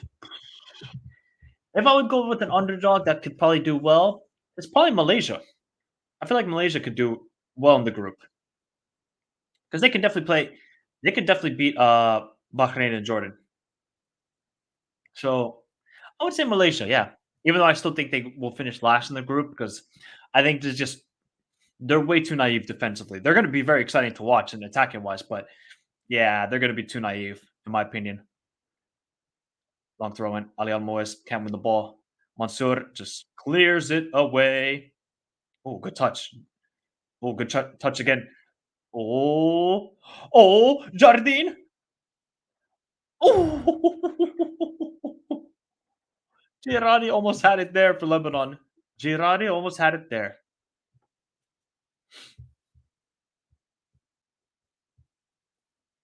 Was Arif Aiman born in Singapore? Oh man, you guys missed out on Ian. You guys got bodied by bigger bro. Big up Bonito. He says, "What do you think about Thailand's team?" See, Thailand played good football, but I think with the preparation they've had for this Asian Cup, I'm not expecting much. Uh, Why do I keep? Is it Pentaya, the player that rejected them to go play to go with Oraro Reds?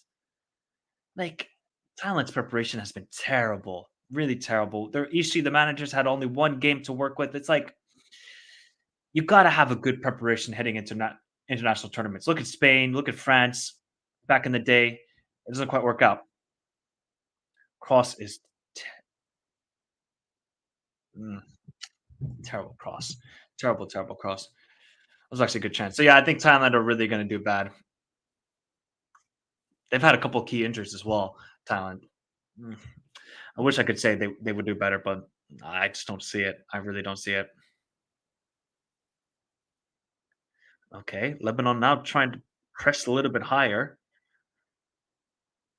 Defender well there. He can turn and take a touch. That's a foul. Yep. Bro, Jardi is just he is just absolutely yeah, Buento, man, that's the baller. Yeah, I mean, Mood, I had Malaysia in 4th place.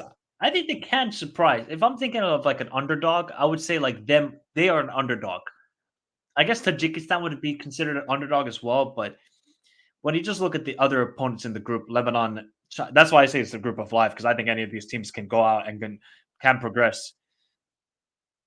Crossed again by Lebanon,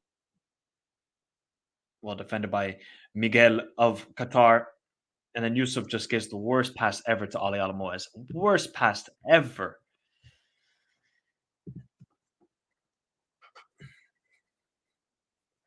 That's like Malaysia are going to be exciting. I'm really excited to see what they can do against Jordan. I think they could do really well.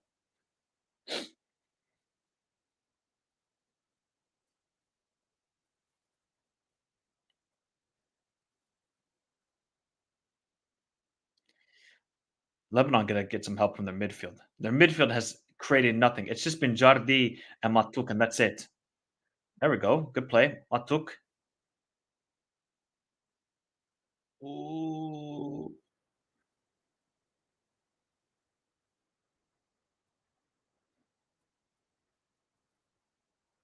got to keep the ball there. Now it's well played by Lebanon. A- Able to switch it from side to side. Now long ball towards Jardim. It's just they got to play the feet. There we go. And it's out of play. Yeah, I think so. Yeah. Yeah, I mean, I can understand. Ian, you'll never hear the end of it, buddy. You'll never hear the end of it. They will constantly remind you that Malaysia made it out of the group stage. I don't think they've ever done that, have they? I don't think Malaysia have ever progressed out of the group.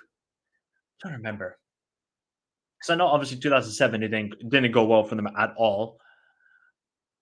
1980. Yeah, I don't think Malaysia have ever progressed out of the groups. So that's their goal, similar to Lebanon, similar to Palestine, is what they want is to progress out of the group. Because then that shows, okay, we're heading into the right direction and we can build upon it. Similar to Vietnam. Vietnam made it out of the group, went to the quarterfinals, and then yeah, it's just not been great. Even though they made it to like the World Cup last stage of the World Cup qualifiers. Okay, here comes the chance for Lebanon. Here's Matuk again. It's Matuk. Look at this, guys. Look at this, people. There is nobody. There is nobody for Lebanon. There is nobody in the box for Lebanon. Nobody. Who has the most naturalized team? I actually don't know. That would be a good. Who does have the most naturalized players? Let me know. Let me know, people. Which team actually has the most naturalized players?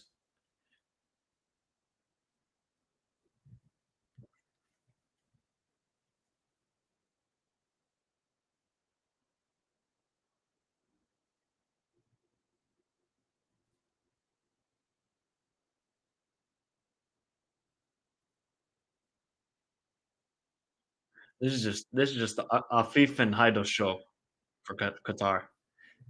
This is all for them, man. Well defended. And Matuk was fouled. Ay, ay, ay.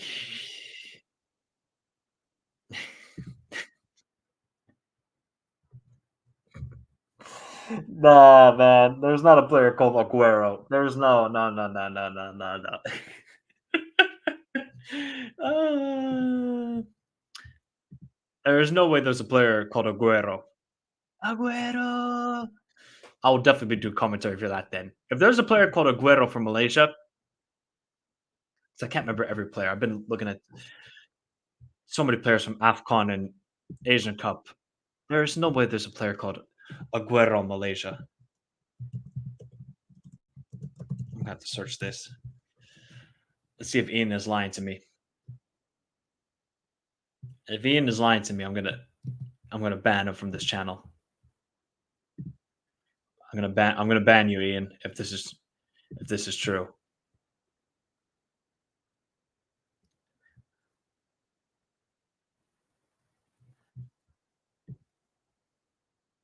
Let's see here. Let's see here. Okay, getting to it. There we go. Okay, there is Pablo Jose, Junior Edstal, Matthew Davis, Daniel Ting, Endrick. I don't see an Aguero here. Is it Morales? Who's the Aguero Indian? Oh, Mood. You're asking too. Arif, I much to consider as a top five super kid. That's a bit stretching. Are you talking about in Asia or in the world? If you're talking about the world, absolutely not. Even though I think Arif Aiman, he should be playing in Europe. That like what I see him do for Johor, I'm like, okay, no, this kid is good. So that's what I'm saying. Like, this has got to be the tournament where he really shines. How's that a foul, Matuk? How's that a foul by Matuk? Sergio Aguero, Malaysia. Okay, I'll search it up. Wait.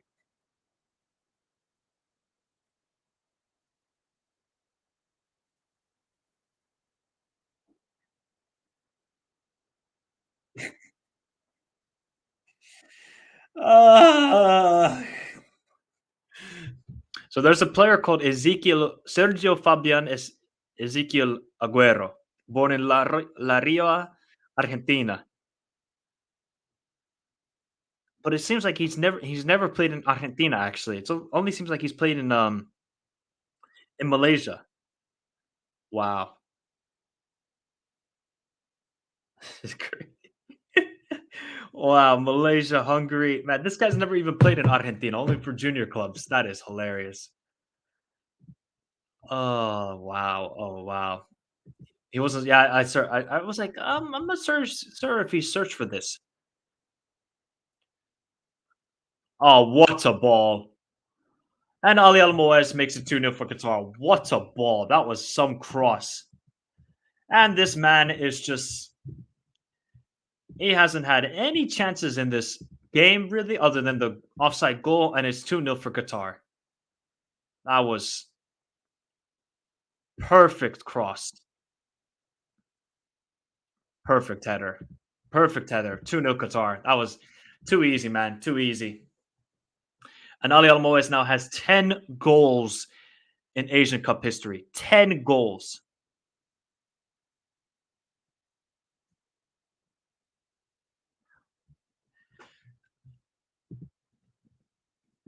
Finland, bro. Finland, Finland, Finland, Finland. Yeah, beautiful goal. That was some cross. I don't know who crossed it in, but that was some. Let me search. For some reason my computer is just acting weird. I'm gonna have to search who got that cross in, because that cross was absolutely perfection. I think that was the left back. Oh, it was Haidos. Oh, of course, it was from Haidos, man. That was just absolute perfection. Yeah, I mean, suddenly you could say, all right, push man forward, but the problem for Qatar, for Lebanon, is they have to think about goal difference when it comes to the third place teams. Ali Al Moise that almost kept it in, but he's offside. So Haidos is no, sorry, it was Wad Mohammed Wad who got the assist. People, sorry, it was Wad who was the left wing back. That was a perfect cross, man. Absolutely perfect. Yeah, Lebanon got nothing to lose, but they cannot lose by a huge margin. That's the problem. This is why I had Lebanon third place. I just think they're not the best of sides. You can just see it in possession there. A little bit of pressure. Mansour loses the ball. It looks threatening at times with Jardi and Matuk, but nah, I just don't think it is.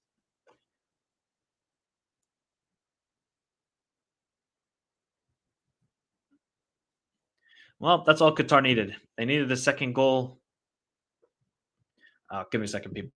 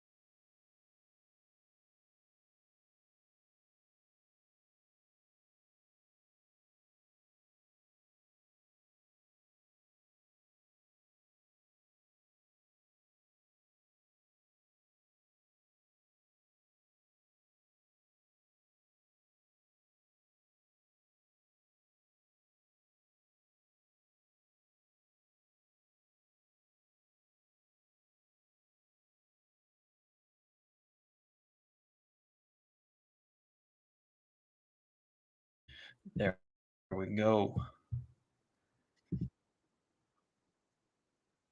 I did say 3-1 before the game, so let's see if I can get that prediction right. What'd you predict, Supreme? What did you predict? Ooh. It's all right, man. This guy thinks he can play for Ajax. Jordan Henderson thinks he can play for Ajax. Funny. Yeah, you can bring leadership, but on the football field, you're not bringing anything, Jordan Henderson. Sorry.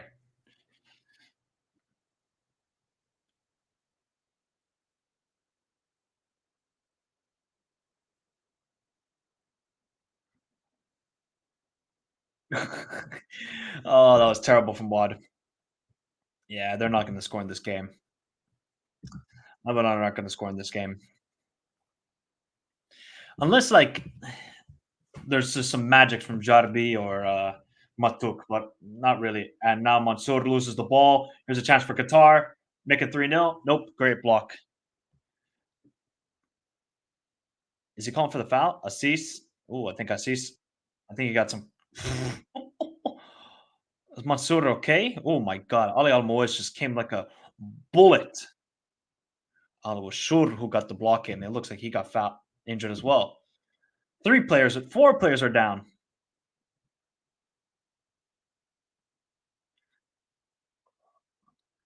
But the bodies at the floor is definitely the key here. Man, that cross from water was absolutely sensational. Sensational. Henderson trying to try. That guy can't even try football. That's the problem. He can't even try football. Most anticipated game tomorrow. Probably. I'm excited to see what Tajikistan do. I'm excited to see what like Australia and Uzbekistan. I'm expecting them to win. The only 50-50 game tomorrow is China Tajikistan. That's the only one.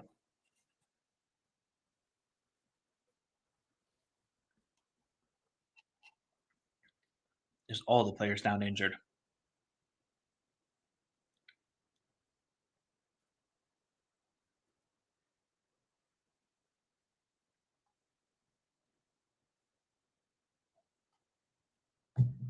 It's like Shur is injured as well. Shur. Tajikistan played beautiful football. Nice to see. Nice to see. Hopefully Tajikistan do well, man. I really hope Tajikistan do well at this tournament. Debutants had amazing rise the last 10 years, so they would definitely be the story of the tournament. Man, this guy's got all the pins. All the pins.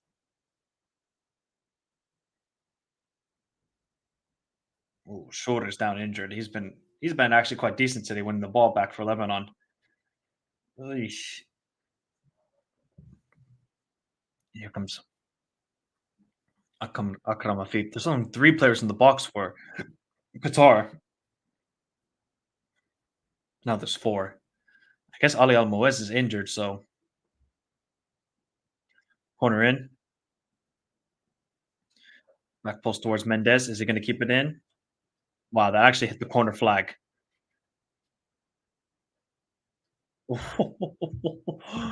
Wow. Wow. Mood. That is ridiculous. That he like there's like delusion, and then there's just you're not from this universe. Semi-final, first in that group. If somehow Indonesia finished first in a group with Japan and Iraq, damn, damn. Now it looks like somebody's down injured again. Now it's the goalkeeper for Lebanon. All the injuries are happening right now. All of the injuries.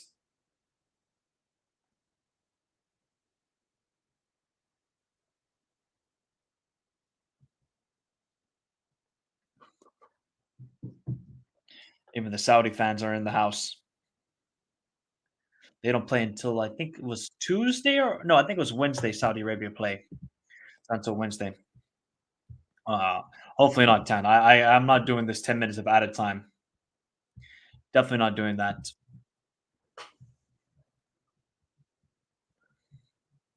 All right. More wasted time. Oh, just get the play going, ref.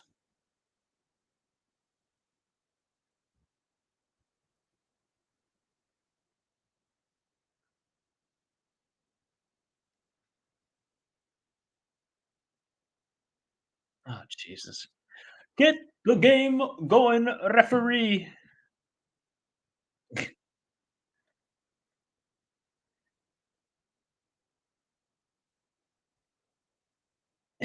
El Zayn, I think, he's really trying to get into the head of Ali Al Moez. Played in. Mendes cleared away. Cleared away by Lebanon. Uh, Average teams in Asia are much worse than Africa. Okay, so how would a Qatar do at the AFCON? Yeah, they would get grouped. How would Oman do? I mean, Oman could be competitive, but they would finish last. Uh, See, like I think Saudi Arabia could make it to round of 16 of the AFCON. Do you guys agree? I think Saudi Arabia could. I think Iran could. Japan could definitely make it to a semifinals final. Oh, actually, you know what's a good question, people? Would Japan win the AFCON? Good football by Qatar, cleared away by Lebanon. Nah, it's Matuk and Jardi, man. I feel bad for them. They actually have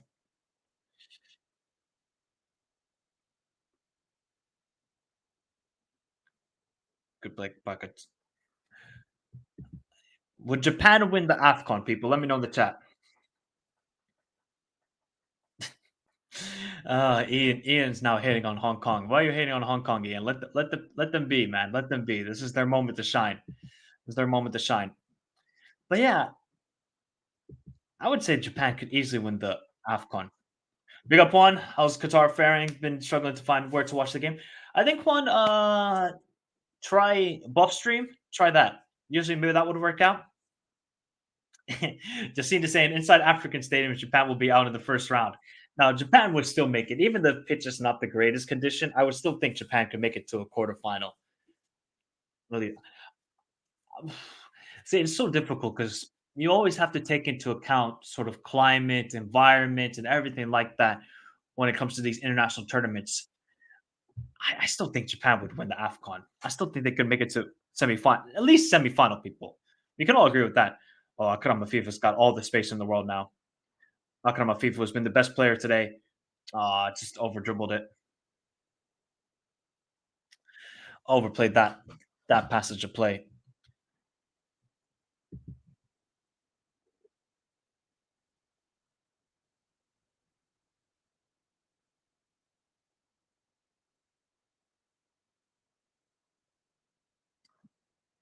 It's just no options for Lebanon going forward, and then they have to go all the way back. They had it in good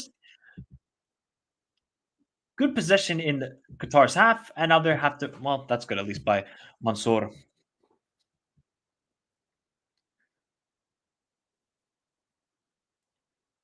Just gotta keep possession if you are Qatar and Lebanon.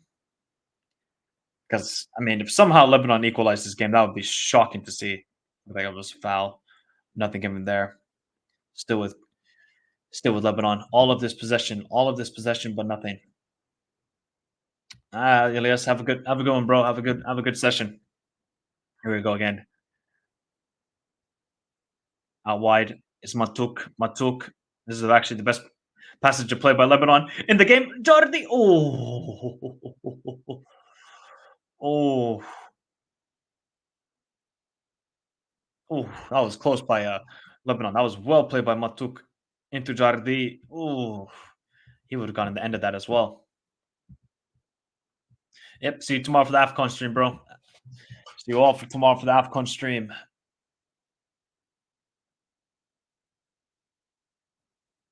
Yep. 3 changes for Lebanon. Matuk, Shur, Haidar, all coming off. Matuk must be just exhausted. That's why he's coming off. Al Elwa, Sur, and Shaban are all coming on for Lebanon. Don't we can't wish that, Yassin, man. We can't wish that. We can't wish that, bro. Well, Matuk tried his best. He was actually a decent player, Matuk. But there's not a lot he can do in this tournament, to be honest. Oh, okay. So Shaban plays for AFC Wimbledon. Nice. Corner in, cleared away by Mahadi. Hey.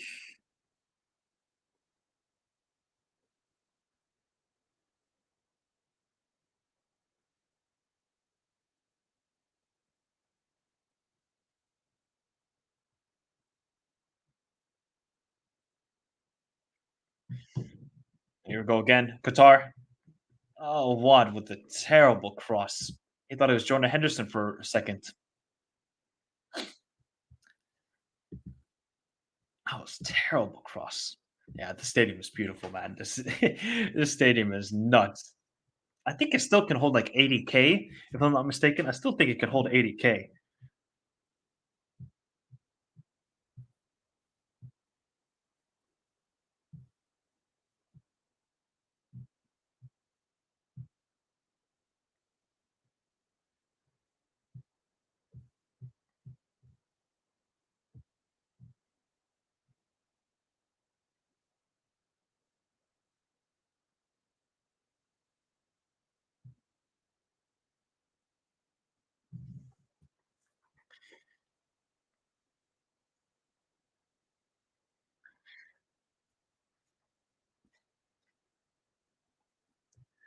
I think we're just kind of getting to the end here.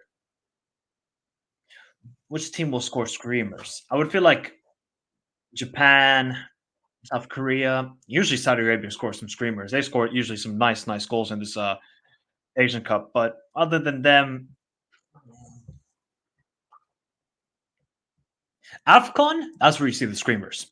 AFCON is just like, hey guys, when you see the goal, shoot. Shout out to Mohongo from Malawi. That's what he did. That's exactly what he did in the last at the last AFCON. That goal he scored against Morocco was absolutely ridiculous in the round of 16. You guys remember that? I think we did a live stream for that. Maybe we did for that game. That was unreal. Absolutely unreal.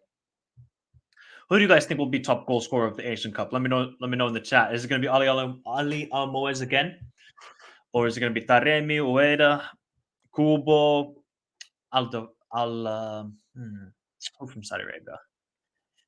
Aldo Asari, maybe him. Yeah, those would be some names. Son, Cho Sung easily. Yeah, Cho Sung might.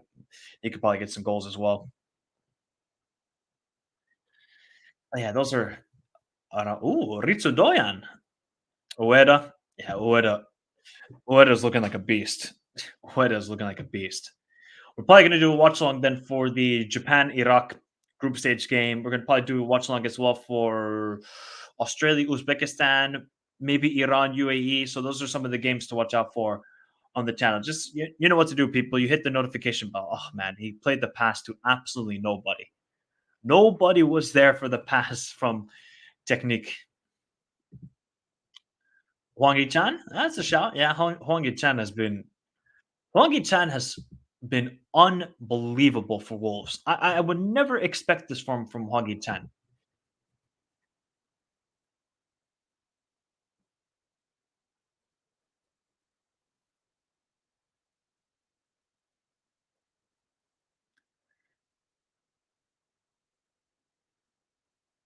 Here we go with Lebanon. This is really their chance. Plays it. Touch. Oh, he just needed a little touch. Just a little nice touch. He just didn't. He didn't quite take it with him. Oh yeah, Bruno Fornali. I remember him. Yeah, he's a beast with. I think it's Melbourne Victory or City in the A League. He's a one to watch out for. Matthew Leckie. Uh, he didn't get. I don't think he's playing though. Matthew Leckie. Ian, I don't think Matthew Leckie is playing. I don't think he was selected.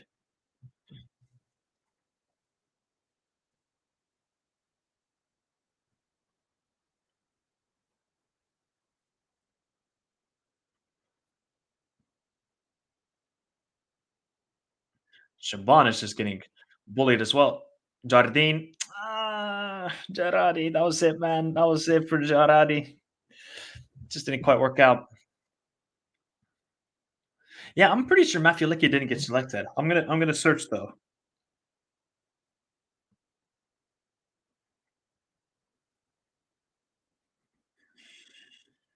Because I know Australia are missing a couple. Yeah, like he's injured. Yeah, that's what I thought. I was like, I'm pretty sure I did that when I was researching. Yeah, he's a big. They got a couple of key injuries actually, Australia. So, but that's the thing. Like Australia, they like to be the underdogs. They love to be the underdogs. That's what they want to be. So Son plays midfielder.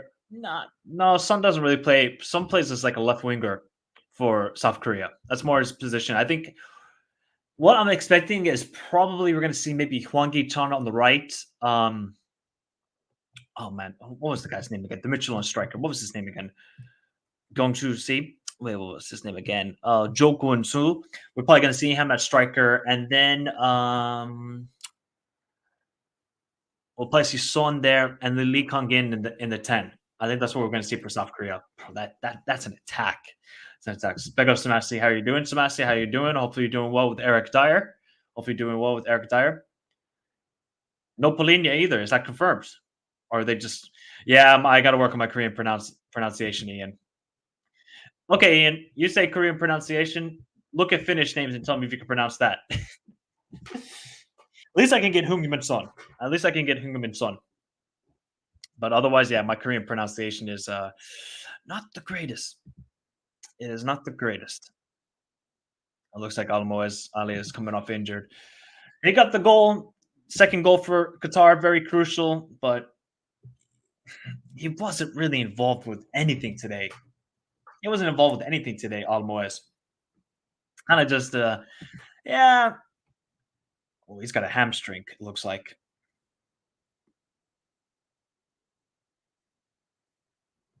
I got people doing selfies. Yeah, I can't take chances. Oh, you watch a lot of South Korean drama. Nice, nice, YG. See, that's the thing. Like, what are the most hardest names to pronounce people in the world? I would probably argue that it might have to be Madagascar. I remember I was watching the 2019 AFCON. I was like, I cannot actually pronounce these names. I need to hear them from someone from Madagascar because those names are ridiculous. They're ridiculous. Yeah, Irakunda would have loved to see that, but I think next Asian Cup, next World Cup, Irakunda, oh, that guy is gonna ball out. The stuff he's doing already with Adelaide United, he's gonna be a baller, absolute baller.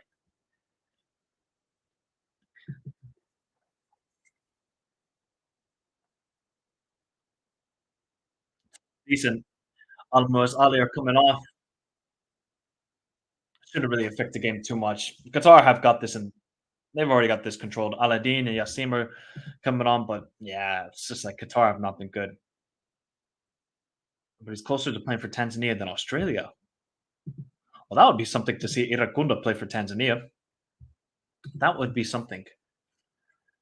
We're gonna have like I already know we're gonna have like 8 or 7 minutes of added time. We're already gonna have it.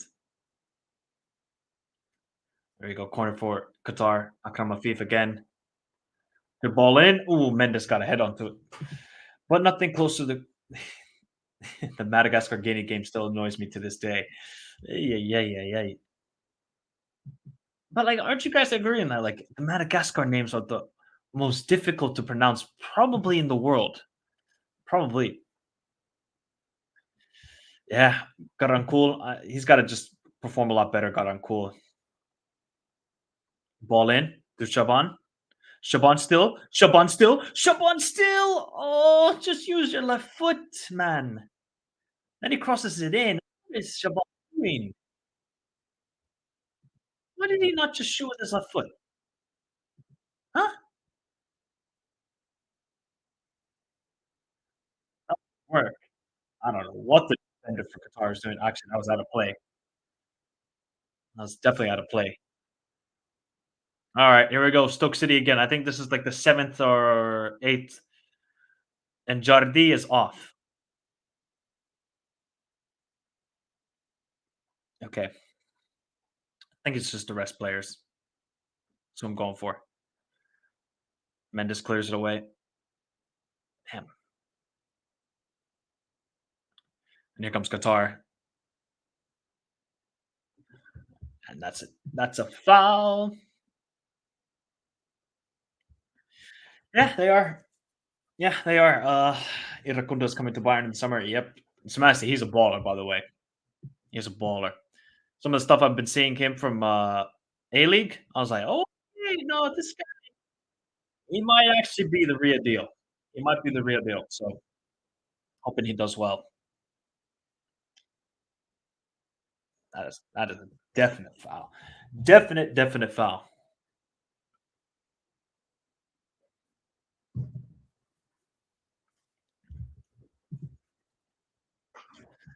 Asmun Taremi. Why? Because they're going to score a lot of goals against Hong Kong. Is that why, Ian? Big up Samuel. Good game for Qatar. I would actually disagree. I don't think this has been good from Qatar. I really don't think so. The only positives they have is that Akram Afif looks like he's not in that 2019 form, and the commentators were saying that he's had a really good season. So I mean, I don't really follow like the Qatar league like that, so I can't really say that. But judging by this game, Akram Afif is he looks like he's top.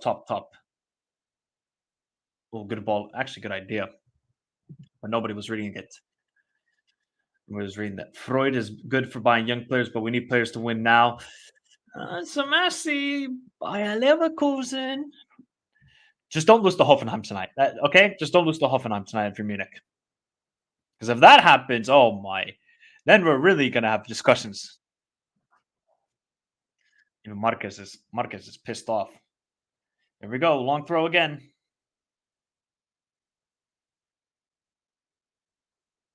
Yep. Long throw for Lebanon. I think this is like the eighth or ninth that Elzine has thrown today.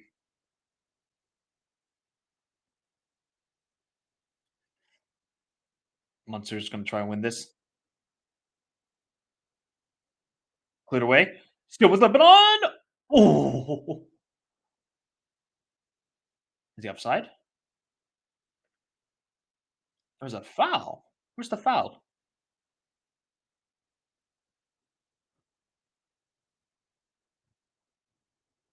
Oh, I guess it was the foul. Foul by somebody.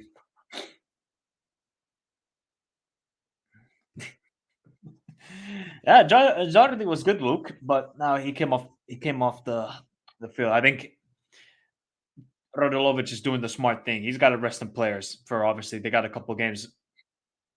Couple game. When is the next game? Wednesday, I think, for Lebanon. So yeah, the Hoffenheim is played in memory of Beckenbauer. Oh yeah, I mean Bayern cannot lose that game. It's going to be a big night honoring Franz Beckenbauer, and you're going to lose to Hoffenheim. That's when you know Bayern are hitting at a low point, really at a low point. That is just a hopeful ball. That's never going to get. Nope, that's out for a goal kick for Lebanon. Yeah, T Rex. Every 4 years this competition. Obviously now it's played in January because of the weather in Qatar, but it's played every 4 years. Every 4 years. Oh, bro. Uh Milky, this right back for Lebanon. Oof. Yeah, Samuel. He was the former Montenegro coach. He was I think for the World Cup qualifiers, if I'm not mistaken. He actually didn't do too bad with Montenegro. No foul. Oh, then he sees that the Qatar player is right in front of him, and then he says, "Yeah, I'm still going to play it." Oh, he was wide open. He was wide open. Wide open. Wide. Yeah, he did decent. He did decent. He used to be. He was Lebanon's coach last time they were in the Asian Cup as well. So I think they just wanted that sort of familiar sort of thing here.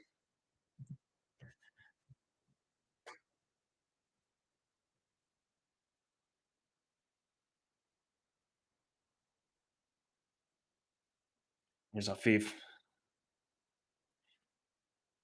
I really think this is just quarters max for Qatar based on this performance. Obviously, it can get better and better, and they haven't really had a lot of winning games in the last year or so. So I think the main goal for them is really just to get some winning feeling into the team because before the Asia Cup started, they did lose to Jordan. Oh, that should be a yellow card.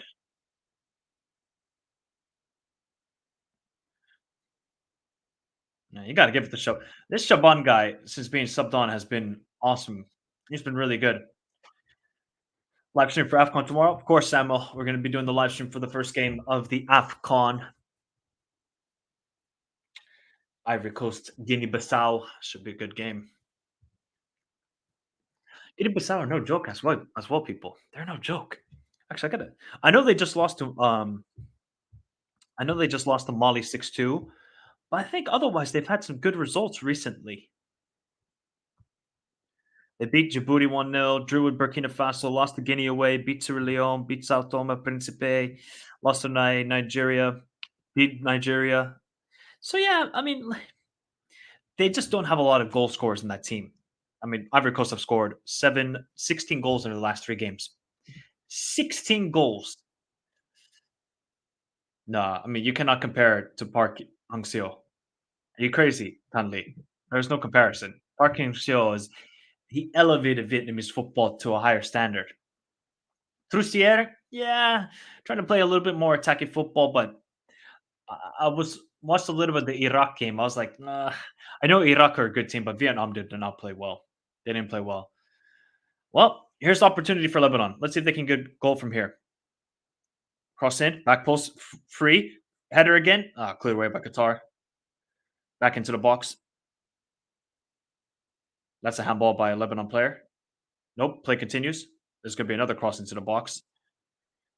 Yes, there is. Oh, terrible touch. Let's see if it could.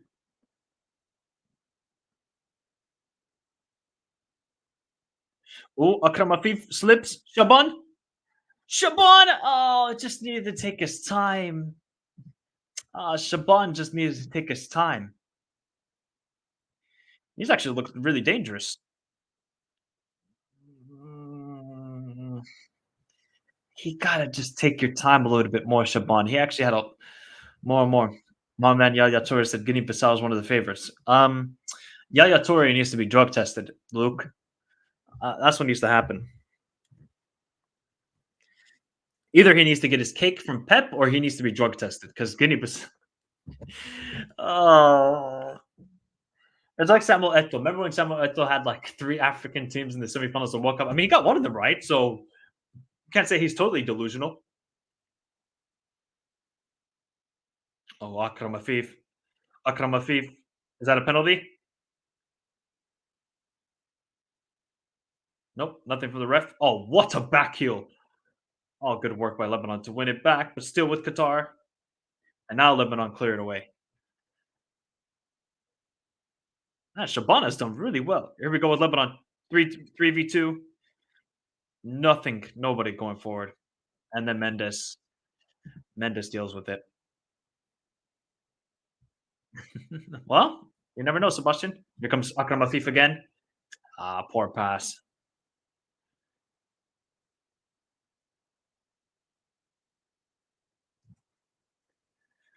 I think this is kind of the prediction that most people would have went for. Two sort of scoreline by 2 goals for Qatar.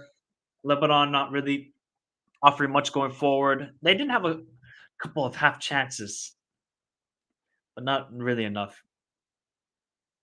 Oh, Eto also said Morocco would go to the final. Tunisia beating Argentina. Well, he almost got one of them right, so we got to give that to Eto. The guy can be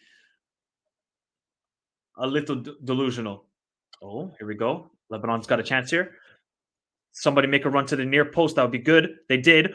Oh, he was. Oh, what is Shaban doing? Was it a foul there? Or was he offside? Oh, that was a great opportunity. Who's going to get a yellow? Miguel is getting a yellow card. Yeah, I just think Lebanon are just they don't want to lose by a larger goal difference. That's why Shaban pushed him. I see, I see, I see, I see. Nothing can be worse than Alexi Lalas, Matt. I don't think there's anything worse than Alexi Lalas. That guy is beyond delusional. Beyond. Yeah, that's not a penalty.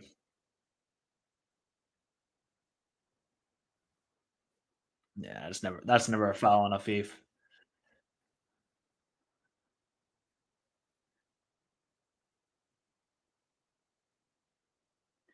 10 minutes. Oh, Lebanon, at least try and do something. Because 10 minutes. Oh, we're not doing this nonsense again. Nah, not this nonsense again. 10 minutes. Bought from Finland. Everybody loves that. Everybody thinks like, oh, this guy, where is he from? Where's he from? Finland. Uh, yeah, Sebastian, you're never delusional. I would I would drink to that because that is a lie, and we know this. Fifth, good cross back post. Oh, that was almost a perfect ball.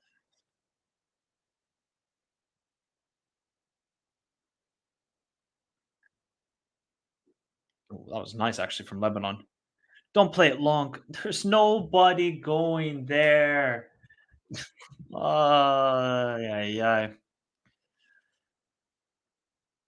Sebastian, you have a lot of delusional takes, buddy. You know you do. You know you do.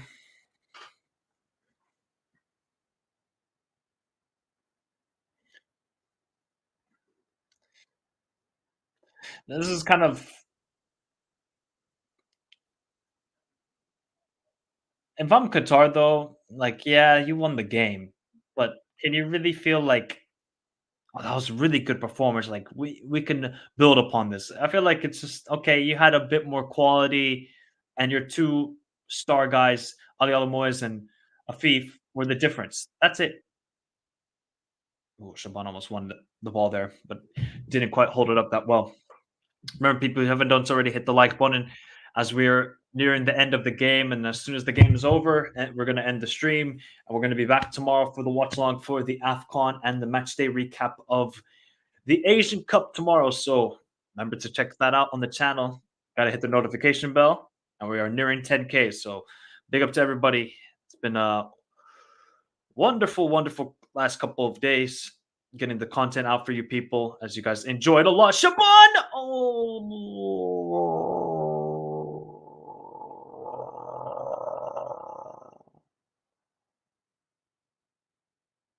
How did Shab look?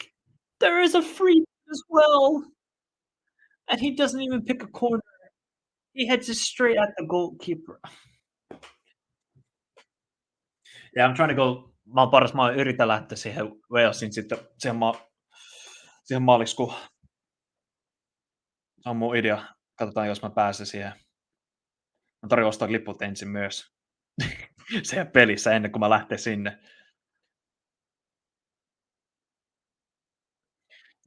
It should be 2-1 Qatar. How did Shaban not score? He's actually been really good since coming up, but here comes Akram Afif. Yeah.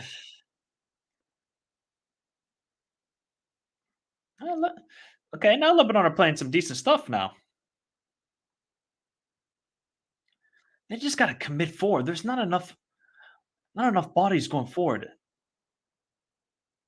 especially the midfield. All right, here we go.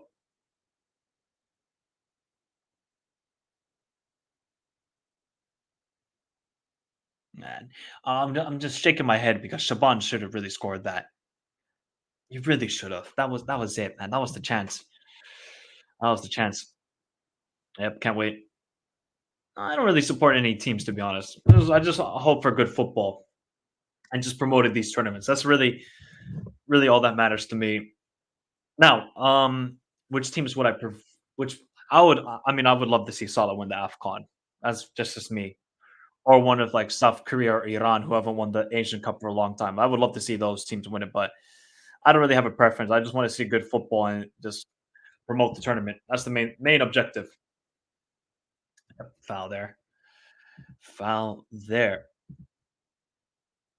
Is there more players coming on? Even more. Oh, that's a clear foul.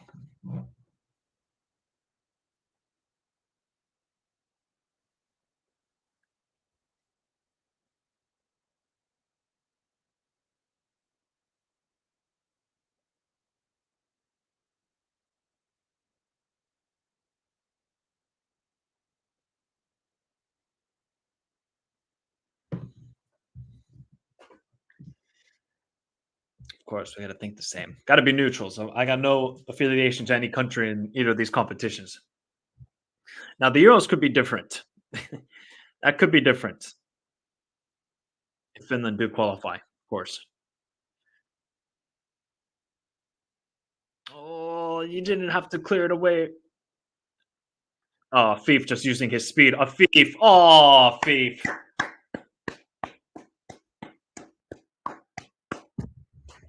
Nah, that a Thief, man. That's baller right there. That was a baller right there, man. Whew. Akram a Thief, man. That is majestic. Where the heck is he celebrating? Nah, that was actually nuts. He finishes better than Nico Jackson and Mudrik, and he's better than Anthony. Wow, that was some goal from Akram Afif. He just said, "All right, I'm going to take the ball and just going forward." That was ooh, that's just poor from Lebanon though. They don't need to get. Then he just said, "Vroom," and then he just said, "Golasso, golasso." Nice little finish. Goalkeeper thought he was going near post. He went nice little finish. Hey, by far the best player today. Absolute by far the best player. Mount Bottles, älä tee noin, älä tee noin, älä tee noin. Akram FIFA for Anthony. This is when we going out. Because we didn't really get to see the best of Akram Afif at the World Cup. But you could just tell this guy, like, he actually is a good footballer. Well, I can almost get my 3-1 prediction right if Lebanon get a goal here. If Lebanon get a goal, I'm looking good for the prediction. And there's probably now their 10th throw in, long throw in. One more time. Let's see if we can get a goal here. Oh, still not cleared away by Qatar. And then Akram Afif tried to go for the acrobatic, and he didn't quite work out. I mean, Terry, you got to think about that. It's the level of competition. Like they're going up against Netherlands, Ecuador, Senegal, so it was never going to be easy for Qatar. See, like if Qatar got like a Costa Rica or I don't know who else, maybe Germany, maybe Germany. Yeah, Qatar could have maybe gotten a point or scored a goal, but this keeper is actually the Qatari's Onana. This is actually. I remember seeing him. He was that goalkeeper against Senegal. He was terrible. I think this guy played Flappy Birds as a kid because all he just does is have flappy hands. To be honest, yeah, they did. Did they actually 80? What was the scoreline at the last Asian Cup as well? What was the scoreline?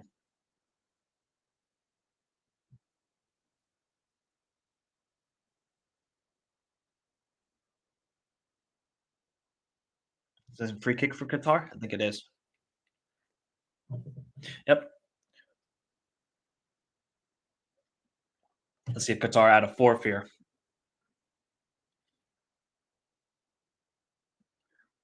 Oh wow, this guy's name is actually Aladdin. Fair play. Fair play. 2-0.